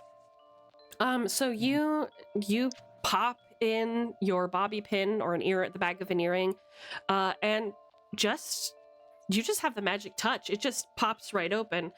As the door kind of swings open, it is pitch black in there. There are no lights on. Oh, There's no sound coming from in there. So you can't really see anything, and you don't have a flashlight. So what do you do? I do. You have a flashlight? You do? Damn. I have a flashlight. Cops usually do. All right. Do you? Doesn't you do? Yeah, I wrote that down from your thing. Do you use your flashlight? I come over from investigating. So she did that without me looking because, obviously. Of course, yeah, of course. I'm not a part of anything. It was unlocked when we came back. So when we were both looking through the broom closets, were they all empty? There was no way to open them. They were locked. All right. My intuition was correct. It is Spectre. I will go over there, however, and see that the door is magically opened and see Calypso just standing there in innocence and. Oh my god, this door just like opened on its own. It's weird. I don't know how that happened. Spirits provided. They must have gave this way. It's destined. Yeah. All right. Mercury was in retrograde. All that. I will flash my light of wisdom and knowledge, and we will see from our third eyes the truth. And I pull out my flashlight and turn it on. Great. So you pull out your flashlight and you flick it towards the dark interior of this apartment, and it is exactly as you expected. There is absolutely nothing in this room. Walking in, your feet brush against just completely brand new carpet. It even smells like the cleaners have been in here recently. You're inspecting all the cracks and crevices. Nobody's been in this apartment in ages. It's at that moment that you were both startled by the sound of a loud borf, like a bark noise from a rather large dog. And you hear the clipping of, you know how when dogs walk on linoleum or wood, you hear the click, click, click, click of their nails? That's what you hear in the hallway. Close that door, close that door, close that door, close the door. Okay, closing. Yeah, thank you. I don't trust strange dogs, especially ones not on a leash without an owner. I don't know if there's an owner with them. I didn't hear shoes. It could be the sign of a grim. You close the door. If it's coming, it's taking you. You close the door and you hear the clipping of the dog's feet stop in front of the door, and then you hear the snoofer just underneath the door, and then you hear and then you hear it whine, and then you hear clip, clip, clip as it walks away. Oh, I peek my head out just to take a peek from around the corner. So you open the door? Yeah. Just a little bit. A little smidge. Calypso. You open the door and gingerly peek your head out. You don't see anything, but you do hear the sound of doggy footprints going up the stairs. Up the stairs? Yep. Like to the roof, or is there a 5th floor? There's a roof, but it's locked. It was a grim. I'm gonna slowly. You know what? I need you to not jinx us. All right? Can you add some positivity out here? Like maybe say that there's a leprechaun under the staircase and he just wants a quarter and then he helps us out. I don't know. Worry not, Calypso. I have talismans to protect us from bad spirits and auras such as this. And I give you a little shriveled rabbit's paw. Just put that somewhere on your person. It should protect you. Is this clean? It is sanitized, if that is what you're asking. Yeah, it's not. you know. It's dried. Don't worry. It's dry. All right, we're gonna put a pause on y'all for just a second, and I'm gonna move the camera back towards the guys. So I have Rosie and I have Swamos who need to do search rolls. Swamos, would you like to be next? Would you like to do a search roll for me? Absolutely, yes. Okay. And I looked at the picture you sent to the apartment. There's no computer or anything in here, correct? Not in this apartment. Okay, didn't think so. All right, then yes, I will do a search. Great. There happen to be security cameras outside of the apartment room. Nope, no security cameras.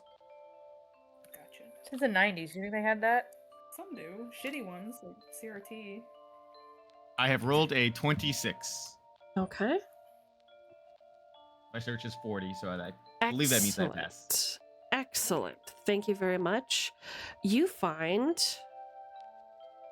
what looks like this.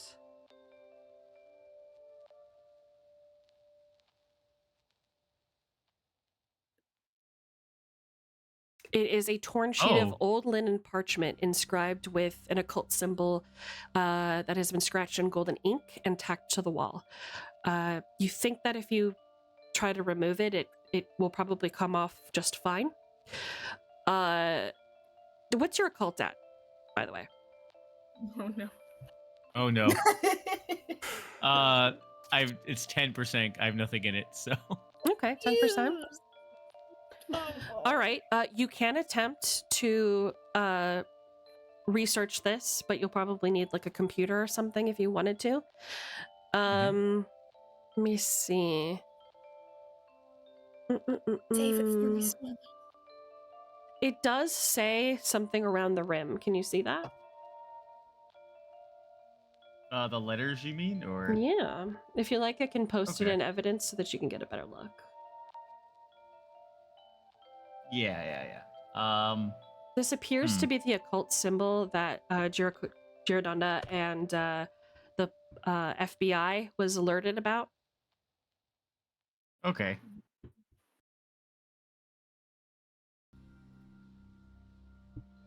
So I'm gonna turn around and look, and then remember, Agent Clairvoyance is not here. Mm-hmm. You said I could remove it from the wall, and it would not. Right. It wouldn't damage it or anything. Correct. So you reach toward. I'm assuming you're taking it off the wall, right? Yes, I'm going to attempt to remove it. Yes. You reach towards the wall, and as your fingers touch the linen, you hear a blasting cacophony of sound piercing the entire apartment and making everybody inside it jump a little in surprise. It's coming from outside. There is a window nearby. Would you like to look outside? Yes, I will look outside. As you get up from where you are, because this is near the shrine, which is surrounded by two windows, you kind of peer outside to see what the fuck that noise was, and you see a cab driver just leaning into his horn as this like unkempt, weird-looking homeless man just fatiguishly, sluggishly dances across the street with this large snake comfortably around his neck. He's just lumbering and like dancing. The festival's kind of dissipated, so you're not really sure what he's doing, but that's what you see. That's strange. I actually things get freaky in this neighborhood. A little bit. I mean, it is New York. Actually, is this really that bad? Yeah. People are, some drunk guy. It's normal. It's just a Friday night. The timing. I mean, I'm not from here, so I wouldn't know if that's normal it's or freaky not. to you. But yeah. Oh no. Sorry, man. Yeah, this is kind of normal. With a snake. I'm actually going to turn in Agent Clover. You Yes. have a notebook, right? Yes. I saw you writing on it. Could you just draw this symbol in it? I think if we show it to Agent Clairvoyance, she might have more knowledge about what this is than me. Does this symbol is it like printed with ink on the paper, or is it like embossed as if it's like imprinted? Does it have like It's Is it inscribed with bumpy? glorious gold ink. Okay. I'll I'll try and trace it. Like slip it in my notepad under a page and try and trace over it. To copy the symbol. You can also keep it with you. Swamos, it's your clue, so if you wanted to hold on to it for when you actually, in the future, get your hands on a computer, you can totally do that. Yep. You know what? I will do that as well. Yes. Perfect. Okay. I'm gonna write that down. Yeah, I'll give it back to you after I trace it. That way, we've at least got multiple copies of this. Yeah. Perfect. symbol. I did not want to just take it and then, knowing my luck, I will drop it. Yeah, right. True. And then it's like, crap, what did it look like? I think it was a circle. It had a triangle, I think. I'm not sure. Beautiful. So that was your first search roll, right? Yes, that was my first one. All right. Make another one for me. Oh shit. Ooh.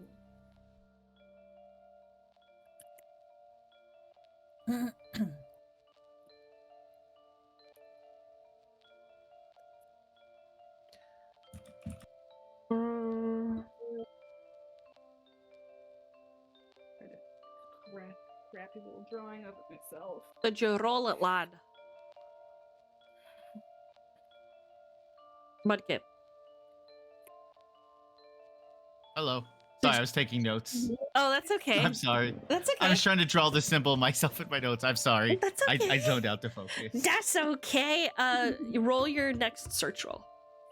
Okay. 31. 31, very good. Okay. I don't like that I'm slowly rolling higher and higher. This is going to end poorly. At least it's not sanity. Yes. That's true. Okay. You find something very interesting. Find the diagrams. They look like this.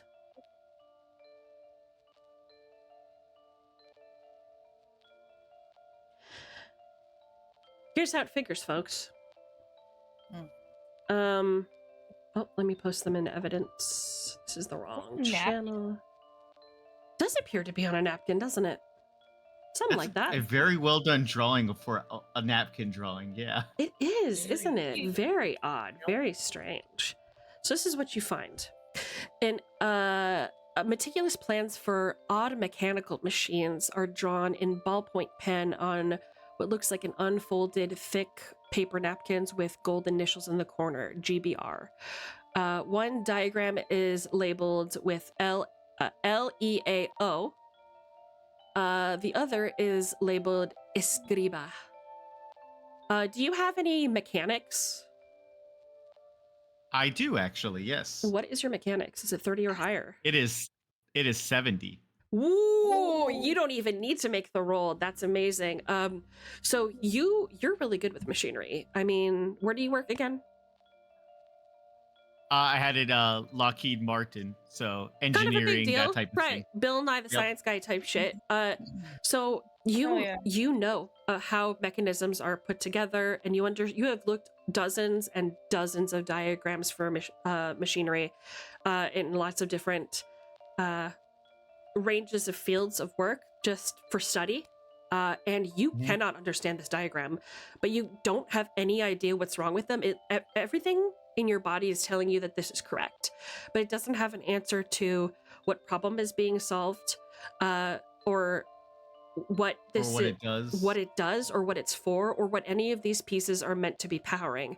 None of it makes any sense. Can you roll sanity for me from the unnatural? Absolutely. All right, 27. 27, and your sanity is 65. excellent. So you don't lose any sanity from that. Let's see. Do you know any other languages? I do not. All right. So that is all you know. Okay. Let's see. I guess I will also take that napkin then. Okay. You pocket that napkin. Do you let anybody else know that you have it? Yes. I will mention it to Clover and I'm blanking on Rosie's name. Crow? Yeah, Crow. Yeah, Crow. Okay. In the room, what I found.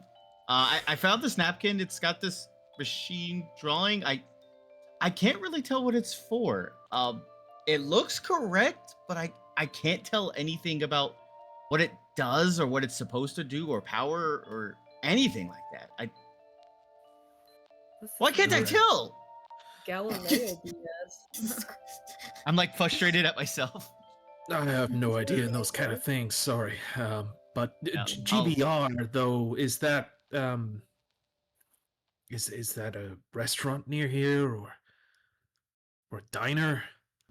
Good point. I'm not from here. I don't really know. You're from New York, right? Do you know? You ever heard of it? Good question. That is a good question. Have I heard of? Yeah, have either of us heard of GBR? Does that possibly stand for? 1 second, let me see. No. Is there a phone book in the you have never heard apartment? In this apartment? Difficult to tell at this point, because this whole category shit is going to take you 6 days. So it's all a mess. it's easier to say no than yes at this point. But do you know any other languages? I do not. Okay. We have that written down somewhere if we did. Yes, it would be written on your character sheet. Oh, I see. Yeah. Sorry, no, I didn't hear the got question. nothing. About languages. Gotcha. Yes, it would be on your sheet, just like you said. Mm. So there you go. All right, we'll have to look into GBR. If that's a location, if that's, a signed napkin of, a restaurant or diner, then perhaps there's sighting of Abigail meeting someone at this diner. Another lead, perhaps. Hmm. Or wherever this GBR place is. Very curious. Alrighty. Last but certainly not least, Rosie.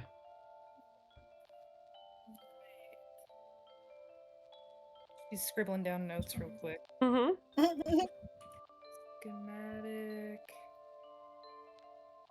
GPR question mark. BR. BR. Gotcha. Thank you. All right, where do you want to search?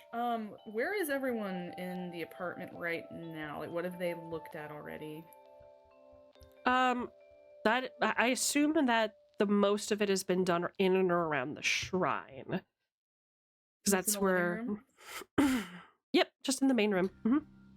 Yep, just walk in. I'm gonna go check her bedroom. Okay. Great. A lot of personal stuff. Knock first. It's ladies' room. Give me a little search roll. You got it. Yes, my queen. Ooh, Yes. 81. I don't. An 81. Oh shit. Okay. Walking in there, you find her television and her VCR, but there is no bed in here. And this room seems pretty empty. Give me just a sec. Actually, let me see. Actually, what did you say your search was? It's 40. It's 40. She rolled an 81. Gotcha. You do notice something in this room. It is weird there's no bed, but what do I notice? Yeah, give me just a second and I'm gonna tell ya. Just want to make sure it's in this room. Bedroom. Does he find a bra? I'm not looking for that. Mostly empty. You find an area where the rug is kind of, it looks like fingers dug into the edge of the rug, like the carpet, towards the. She has this closet that has like the double mirrors in the front. Do you know what I'm saying? Like the ballet mirrors, and you slide the mirrors to the side, and it has like all the clothes normally inside of it, right? It's one of those closets. So she has one of those, and near the mirrors, it looks like fingers had dug beneath the carpet to kind of try and pry it up a little bit. And underneath there, you notice there is a microphone. And you can follow, if you continue to pull up the rug, which seems like it would be fairly moderately easy to do with a couple people, especially the guys, you could peel it up and find out where that microphone actually leads if you wanted to. I would like to do that. Great. So you will need to speak to your friends to help you. Sorry. Oh yeah, absolutely. Yeah, calling the boys. Boys are back in town. The boys are back in town. Hey guys, I found something. I might need some help lifting this. Sure thing. The hell? Got Like a on the carpet? Well, All right. All right, we pull the carpet up, including computer lad. Great. What are your guys's Yeah, there's 4 dudes. You succeed. So you pull the carpet up, and you notice that after the bedroom, it kind of just snakes against the wall.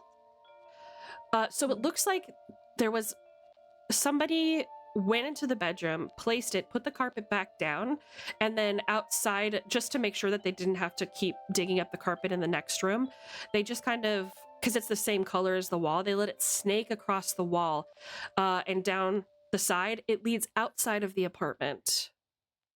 Oh. Interesting. He had someone spying on her?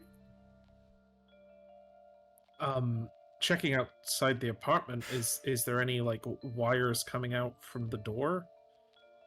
So you can follow it outside of the apartment. You open the door, and it continues down the hall and into the apartment of her neighbor.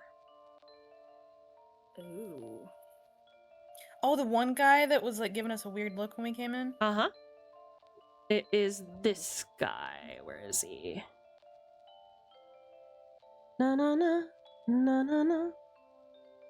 Where are you, my love? There you are. This guy.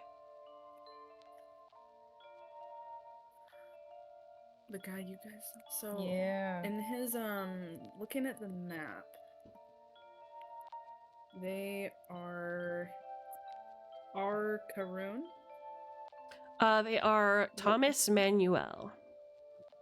Ah, like in the play, there was a Thomas. Mm-hmm.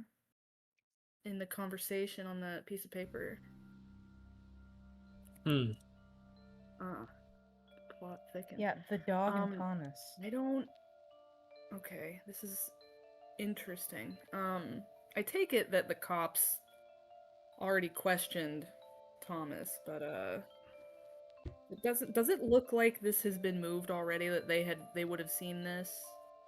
You think that the police maybe didn't know about this microphone? Right. I'm gonna take a picture of it in the bedroom. Okay. The way it is, untouched. I don't think we should. I think we should finish what we're doing here before we deal with the neighbor. Okay. No problem. Then make your second search roll. Gotcha. Let's see. 83.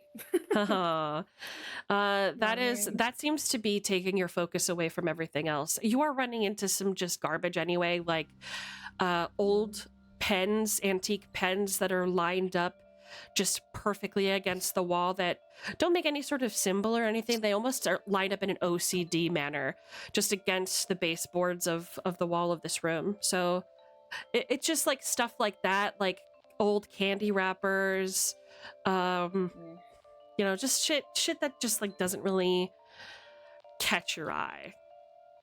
So you're kind of distracted by investigating this microphone. Gotcha. All the garbage is pissing me off. Yeah. Might as well put some of this trash into a pile. Mm-hmm. So that's everybody in. That's everybody in the room right now. Let's put our camera over to the ladies again. What are you guys doing? I'm searching the walls. Okay. How closely are you searching the walls? I'm feeling around, just checking to see if anything gives or if there's like knocking on them, seeing if it's hollow. No, everything looks normal in this room. Of course, it's just a room, a suspiciously empty room. Well, I'm probably with her because we're sharing a light. Well, I mean, I would hope so. Otherwise, I'm just feeling around, just groping this wall. Poor thing's being molested because of that. Yeah, I'm not gonna waste too much of y'all's time. I will say this apartment looks pretty bare. No matter how much searching you guys are doing, you aren't uncovering any clues. The weirdest thing that you experienced was the dog in the hallway. For all intents and purposes, this place is empty. So we assume this place has been empty for a long time, but it also looked like it had been cleaned recently. Yeah, it looks like it's ready for somebody to move in. Okay. I don't know. I wonder if they could have been covering up for something, like if something happened here also, but we don't have any proof of that. You could always check with the owners of the building. You could find out who owns the building, who sends in the cleaners, if they found anything. You could investigate that. Correct. We will definitely be questioning them, especially about that receipt that was found earlier. Excellent. We should find out if she ever paid her rent like on time, and that's not just a paper that was left behind. True. Right, it could have been through it as well. So, yeah, we should go back down there and see if we can find anything else of use. But I'll go out first. Check for that dog. Yeah. We open the door and we lock it behind ourselves because Of course we do. How do you lock it behind yourself? I lock it, like closed again. What? You can't. That's not how that works. Yes, it is. That is 100% how that works. Okay, You make can another open lockpick. Make another lockpick roll, then, baby girl. Go ahead.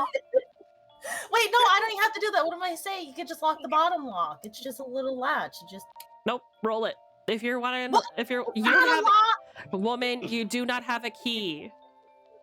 You don't have to have a key to lock the bottom Girl, lock. yes, it's you a top lock do. that has the bolt. Girl, yes, you do. Are we thinking wouldn't of be two different really, types of doors? Because I I think feel you like, are. I think you're thinking of two different types of doors. because I know that in New York there's two locks. There's the bolt at the top, which is a separate key, and then there's a bottom one, which is kind of like a bathroom door lock where you just turn it. Girl, the front door does not have a bathroom lock. Yes, they do. A lot of doors in New York have that. No, not this one. What are we doing? Okay, Mama, I am saying that you can lock it again. I'm saying you can lock it again, but you're going to have to roll lock picking. Is that a D4 still? It's a D100. D100 again. Pretend you've never seen this room before. We're just gonna leave and say FBI. You don't even have to lock it. Like, it literally no one lives there. Well, it was locked when we got there. Clearly somebody wanted it locked. I don't know. We'll just say that creepy man came up here. Simple as. Alright, that's fine. We can blame him. Weirdo. Yeah, well, let's blame him. Or the dog. He was creepy, and he smelled of fruit. Thank you, Knight. I'm not crazy. Like, who in the right mind? Oh my god. I'm telling you, my mom and her family have lived in my mom doesn't live there anymore, but growing up, she's lived in the same, and like my aunts and my grandma, they live in the same building that they had when they first moved here into the country. Their locks are like that. Especially if it's in an old building that hasn't been updated or the tenants haven't left in years, they don't change the door locks. They don't need to. I believe you. Crazy. All right, so are you gonna roll it or? No, I can roll it. I got a 73. Let me see it.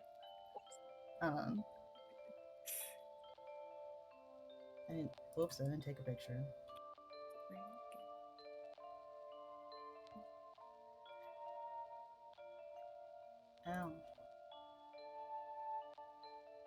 stop taking the side monitor too. Keep having to like edit this so small.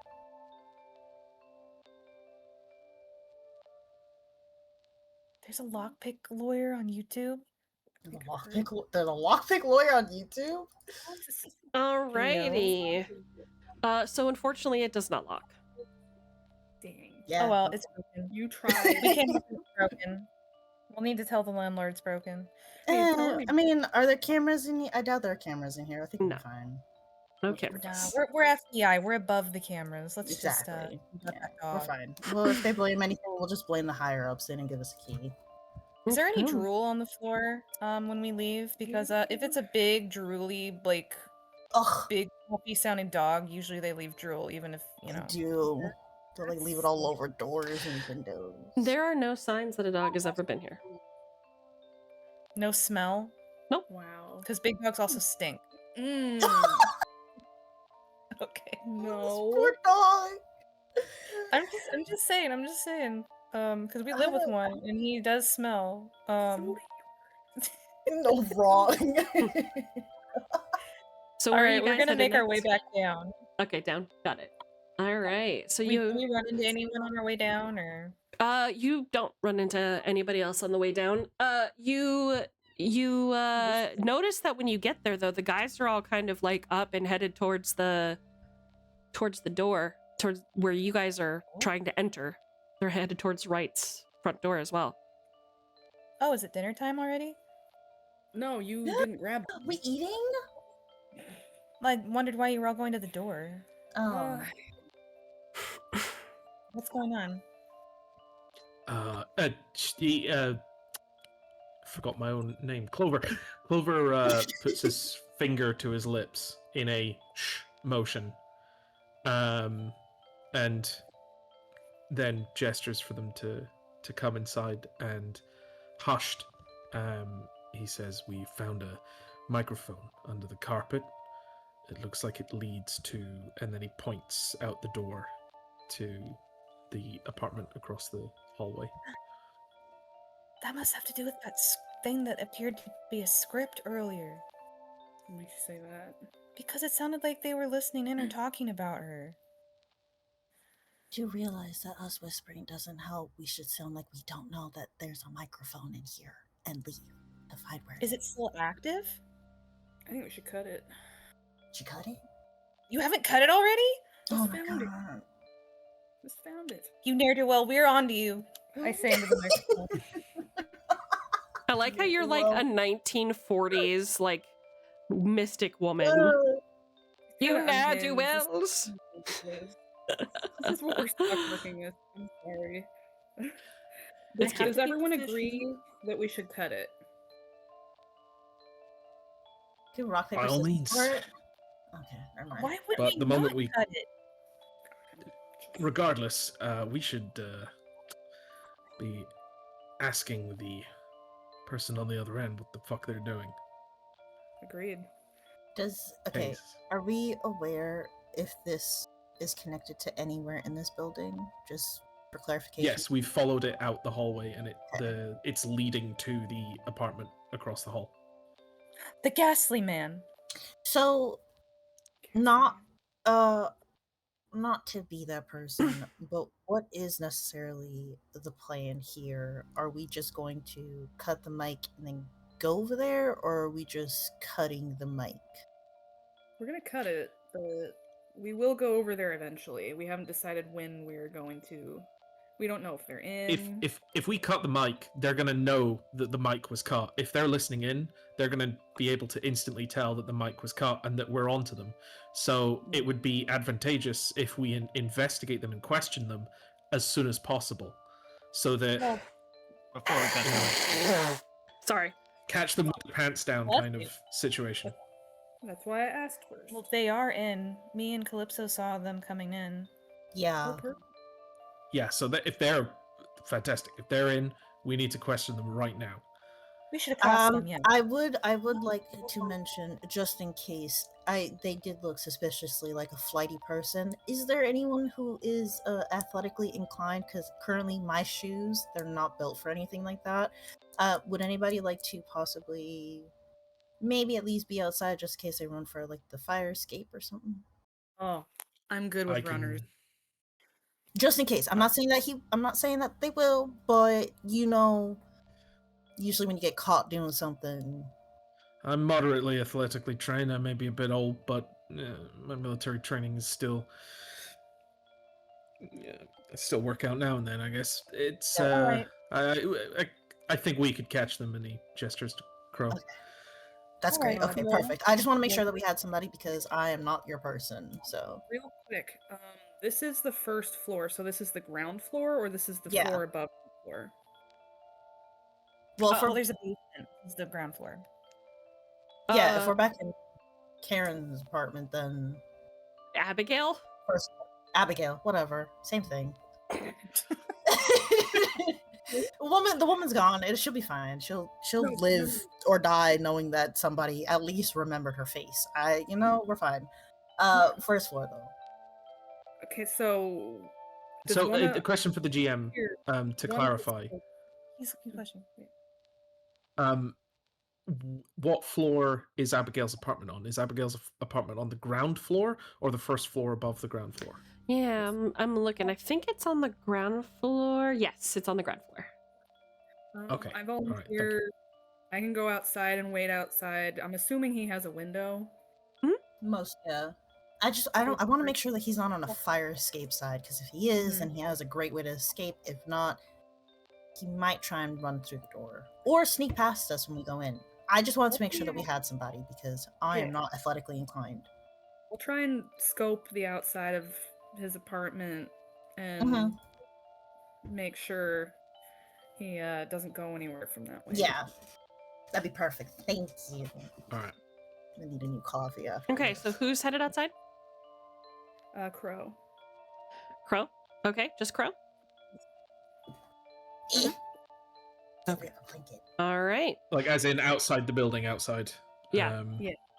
I, Clover, am definitely heading to the door of the. That's Thomas. Indeed, same. Crow will take a quote cigarette break. Quote. Okay. And how about Agent Code? I'm not going outside. I'm not nearly athletic, so I'm going with them. Okay, great. For the apartment. You walk up to the apartment, and it just takes a few steps for you to hear noises coming from that apartment.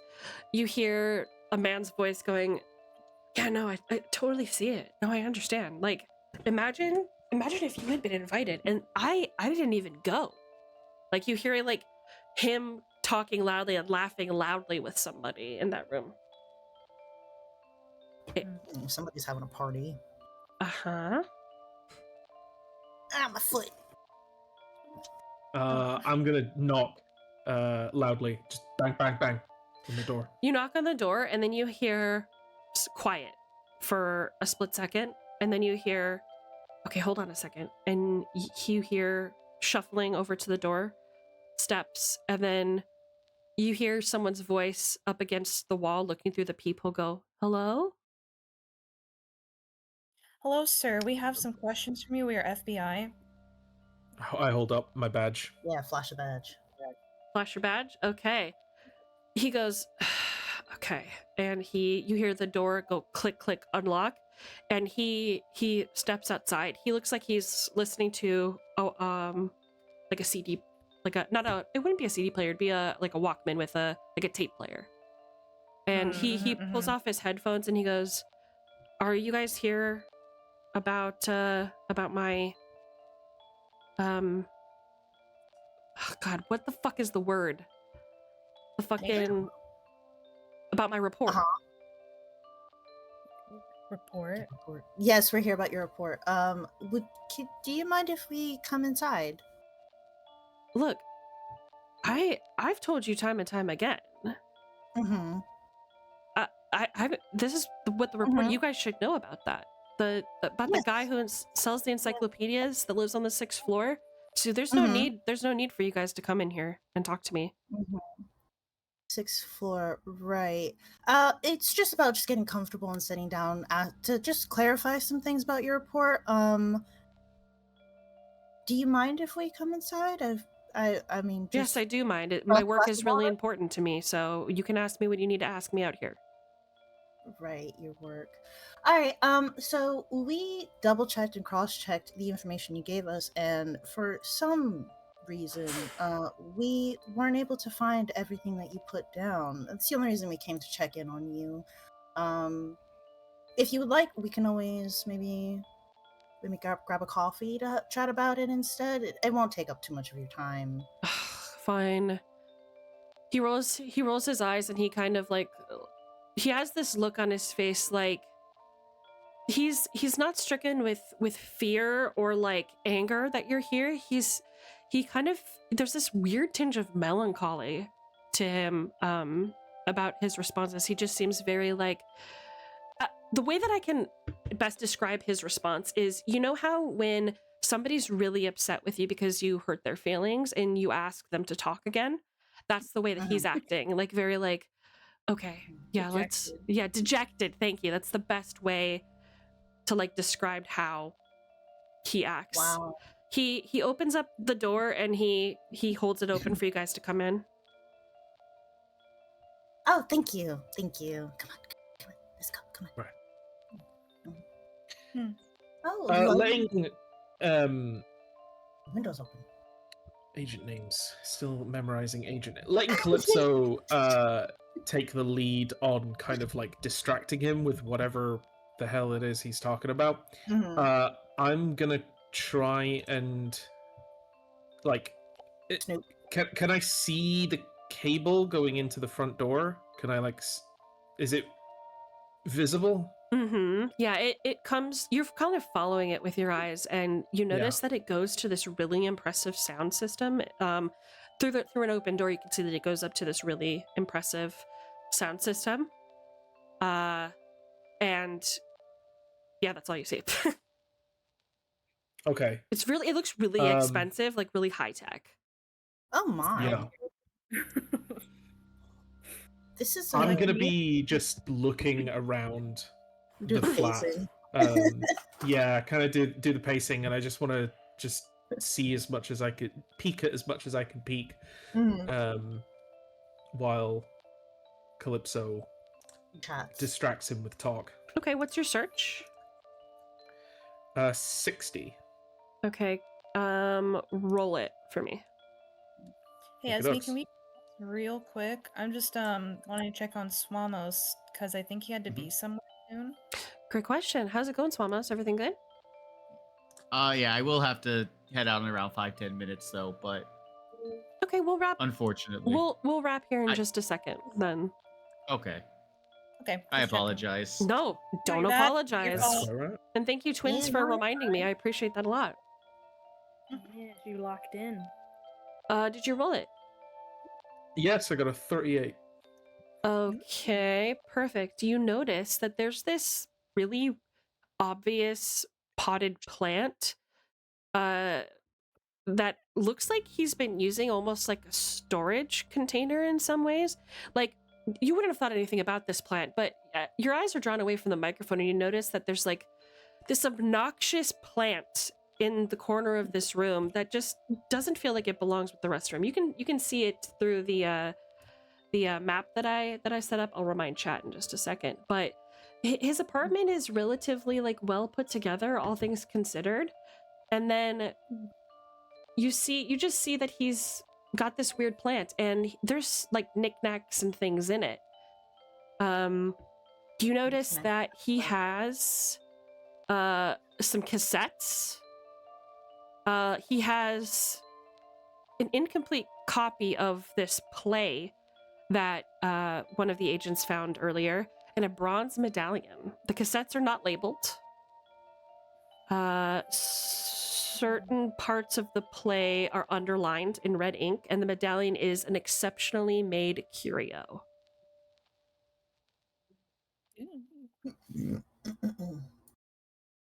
Oh my. This quite the setup you have here in this apartment. Thanks. So, what do you want to ask me? That was curiosity for curiosity's sake. What made you... I just go to sit down on the couch, very comfortable. What made you decide to send in the report about the encyclopedia man? Well, because, you know, NYPD, you know, they've been, you know, in here a lot talking to us, and I've made my own report because, you know, I care about Lauda. She's important to me. You know, we're good friends. I just thought that they should know everything that I knew. You know, the last time that I saw her was 20th of May, 1995, this year. You know, she was at the going away party in the smoking lounge on the 4th floor. Right. Mm-hmm. Did you see anybody chatting with her that normally wouldn't chat with her, or did she seem nervous about anything? Like, just, you know, we're just trying to get a full picture. I know the cops have already went over everything, but just for our sake to be more thorough, because us and cops don't tend to get along, if you didn't know, we just want to make sure that we are getting all the right information that we've been given by them, which is why we're just doing our rounds right now in the apartment. You know, like I said, we just want to double check. I apologize for taking up your time. I know that No, you it's probably fine. I do have stuff to work on, though. All I can say is, I mean, yeah, of course, people were talking to her. It was her going away party. So, yeah, everybody was there. Nobody seemed aggressive or a little too nosy with her. They weren't like bothering her. Like, she didn't feel like she was being harassed by anyone at this party. His nose kind of wrinkles and he's like, no, why would anyone be mean to Lauda? We're just double checking because, well, nobody's seen her, and you never know. Usually the people closest to you tend to be the ones that harm you. We just want to make sure, like I said, that like there is nothing suspicious with all the information we've been given. We are aware that you are somebody that has cared for her in the apartment. We're aware that everyone has mentioned that you have been a very kind neighbor. We just want to make sure, like I said, if anything... Can you leave? Are you done? I really need to continue my work, if that's fine. Sorry. You should go, if that's all. Can I ask you about Mark and Michelle and your relationship with them? What do you mean? Hey, Mark and Michelle. Mark Rourke. Everybody figures it out. It's different for everyone. Oh? Figures out what? Yes, care to explain? Like, moving on, you know? Moving on as in death, or moving to a new location? Look, like I said, it's different for everyone. It's just one of those situations where once you figured it out, you move on. And that's all that happened with Wright. That's it. I mean, Lauda, she's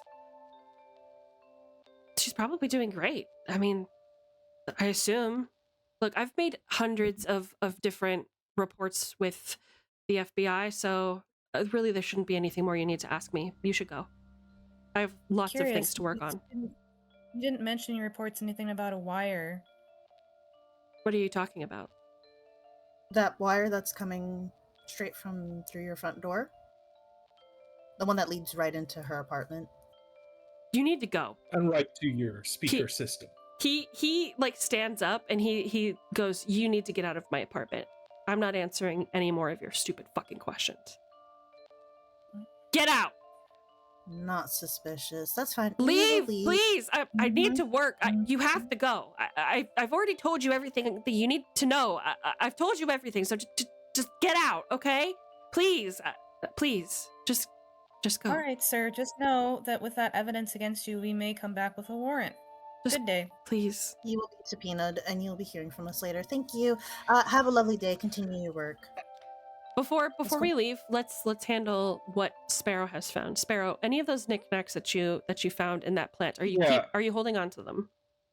I want to take some with me, but the play that's like A4 paper sized kind of thing, right? Yep. I'm asking. Yeah? Okay. Yeah, it's the same size as the page earlier. Okay, and there's cassettes. Unlabeled, yes. Unlabeled cassettes. How many cassettes? 3, I want to say. But there is a Okay, so cassette around 3. player in Abigail's apartment. Okay, so is there are the cases for the cassettes like clear? Does it look like there's cassettes inside them? Okay, and the bronze medallion, what size is that? It's like a locket. Just like a locket. Okay, I want to see while this commotion's going on if I can pocket the bronze medallion and one of the cassettes. Great, you do so easily. He's so worked up and so like anxious and nervous and angry. Now he's feeling a little bit more angry about getting you out of his apartment so he can quote unquote get back to work, that he just doesn't even look in your direction. Sparrow the goat. All right, fantastic. And then after we leave, I turn to the other agents and just say, cut the mic. Okay, you go back into Abigail Wright's apartment. I'm assuming cut the mic.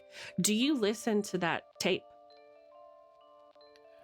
I not immediately, but I think we should listen to this tape. Absolutely. At some point, yeah, but not. Can you just say yes there's so I can many play the things. audio, please? I'm begging Okay. you. Yes. Okay. I really want to end it on a cool note. Wait, we gotta call in a friend who's hanging out outside for smoke break. Yeah, we'll call in. We'll get Good call, baby. pop outside for a breath of fresh air. Bro, get in here! To get This instant! get Crow back in. As a pop out to get to let Crow know back in. Is there any more sign of that homeless guy? Nope, he's gone. With the snake? No, gone. He was Okay, gone by the time right. Crow got out there. Okay. I didn't want to deal with that. Okay, let me get this. Who has a snake? You're homeless. What are you doing? There's plenty of rats in New York. Home protection system. Well, yeah, but they're not just like randomly hanging out in the middle of. I mean, they're gonna. I mean, yeah, never mind. Okay, here we go. I don't see where I upload it, so I'm gonna do that now. Manual recording, and then this is how we will end today's session. Let's see.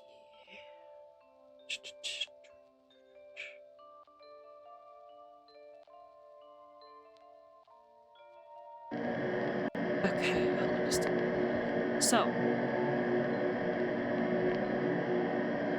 can you guys hear it? Yes. Hold on a second. Yeah. Let me try again because I can't hear it. Okay. 1 second. I need to turn this music off as well. Okay, let's try that again.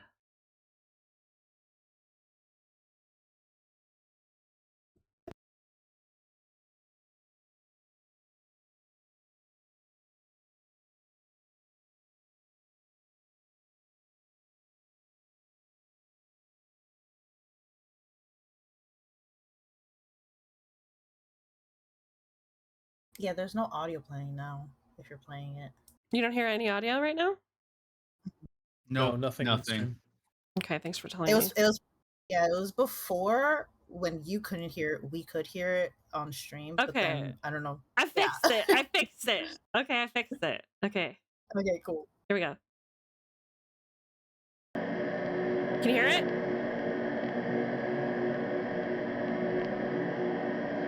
Yes? Can hear it. Yeah, Okay, good. yeah.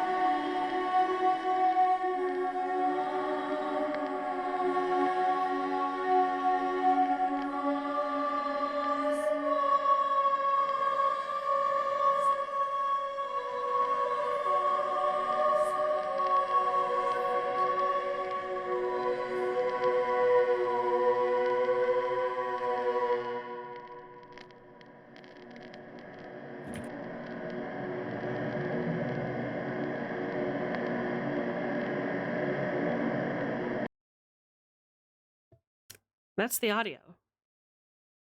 Sounds like something that my grandma was listening to when she was putting on the church. Something's Well, fucking that's with it. mightily unsettling. And that's where we shall leave it for tonight. So, Behavior for real. thank you everybody for showing up tonight. That was so much fun. How did you feel about today's session? Love. Thank you so much. That was super fun. I'm so I- curious about everything. Yay! I didn't ask for the shoe So many shine. questions. Oh, I should ask for So many questions. That's great. I'm glad you guys are having a good time. I'm looking forward to next session. So, can we all agree that we're available same time next Sunday? Yes. Yes. Awesome. Cool. Okay, so same time next week, everybody. So Sunday. I really appreciate everybody stopping by. If you would like to join our Discord, yes, thank you, Argus. Please consider popping in and joining in the discussion and the contemplation about this Delta Green campaign. I had a great time. That is where we'll end it for tonight. So the next time you see me will be, oh my god, in 2 froggin' days for the first day of the Wayward Victorian Tea Party. Yay! Yeah. If you don't know what the Wayward Victorian Tea Party is, it is a big event I'm holding from the 15th till the 31st. It is like this game. It is very interactive, lots of chat integration, and I tried to make it as immersive and RP as possible. The theme is Wayward Victorian Asylum, so it should be very horror themed. Musicals, puzzles, all kinds of fun stuff. Please be there. Thank you again, everybody, and I will see you next week. Bye. Bye. Bye, everyone.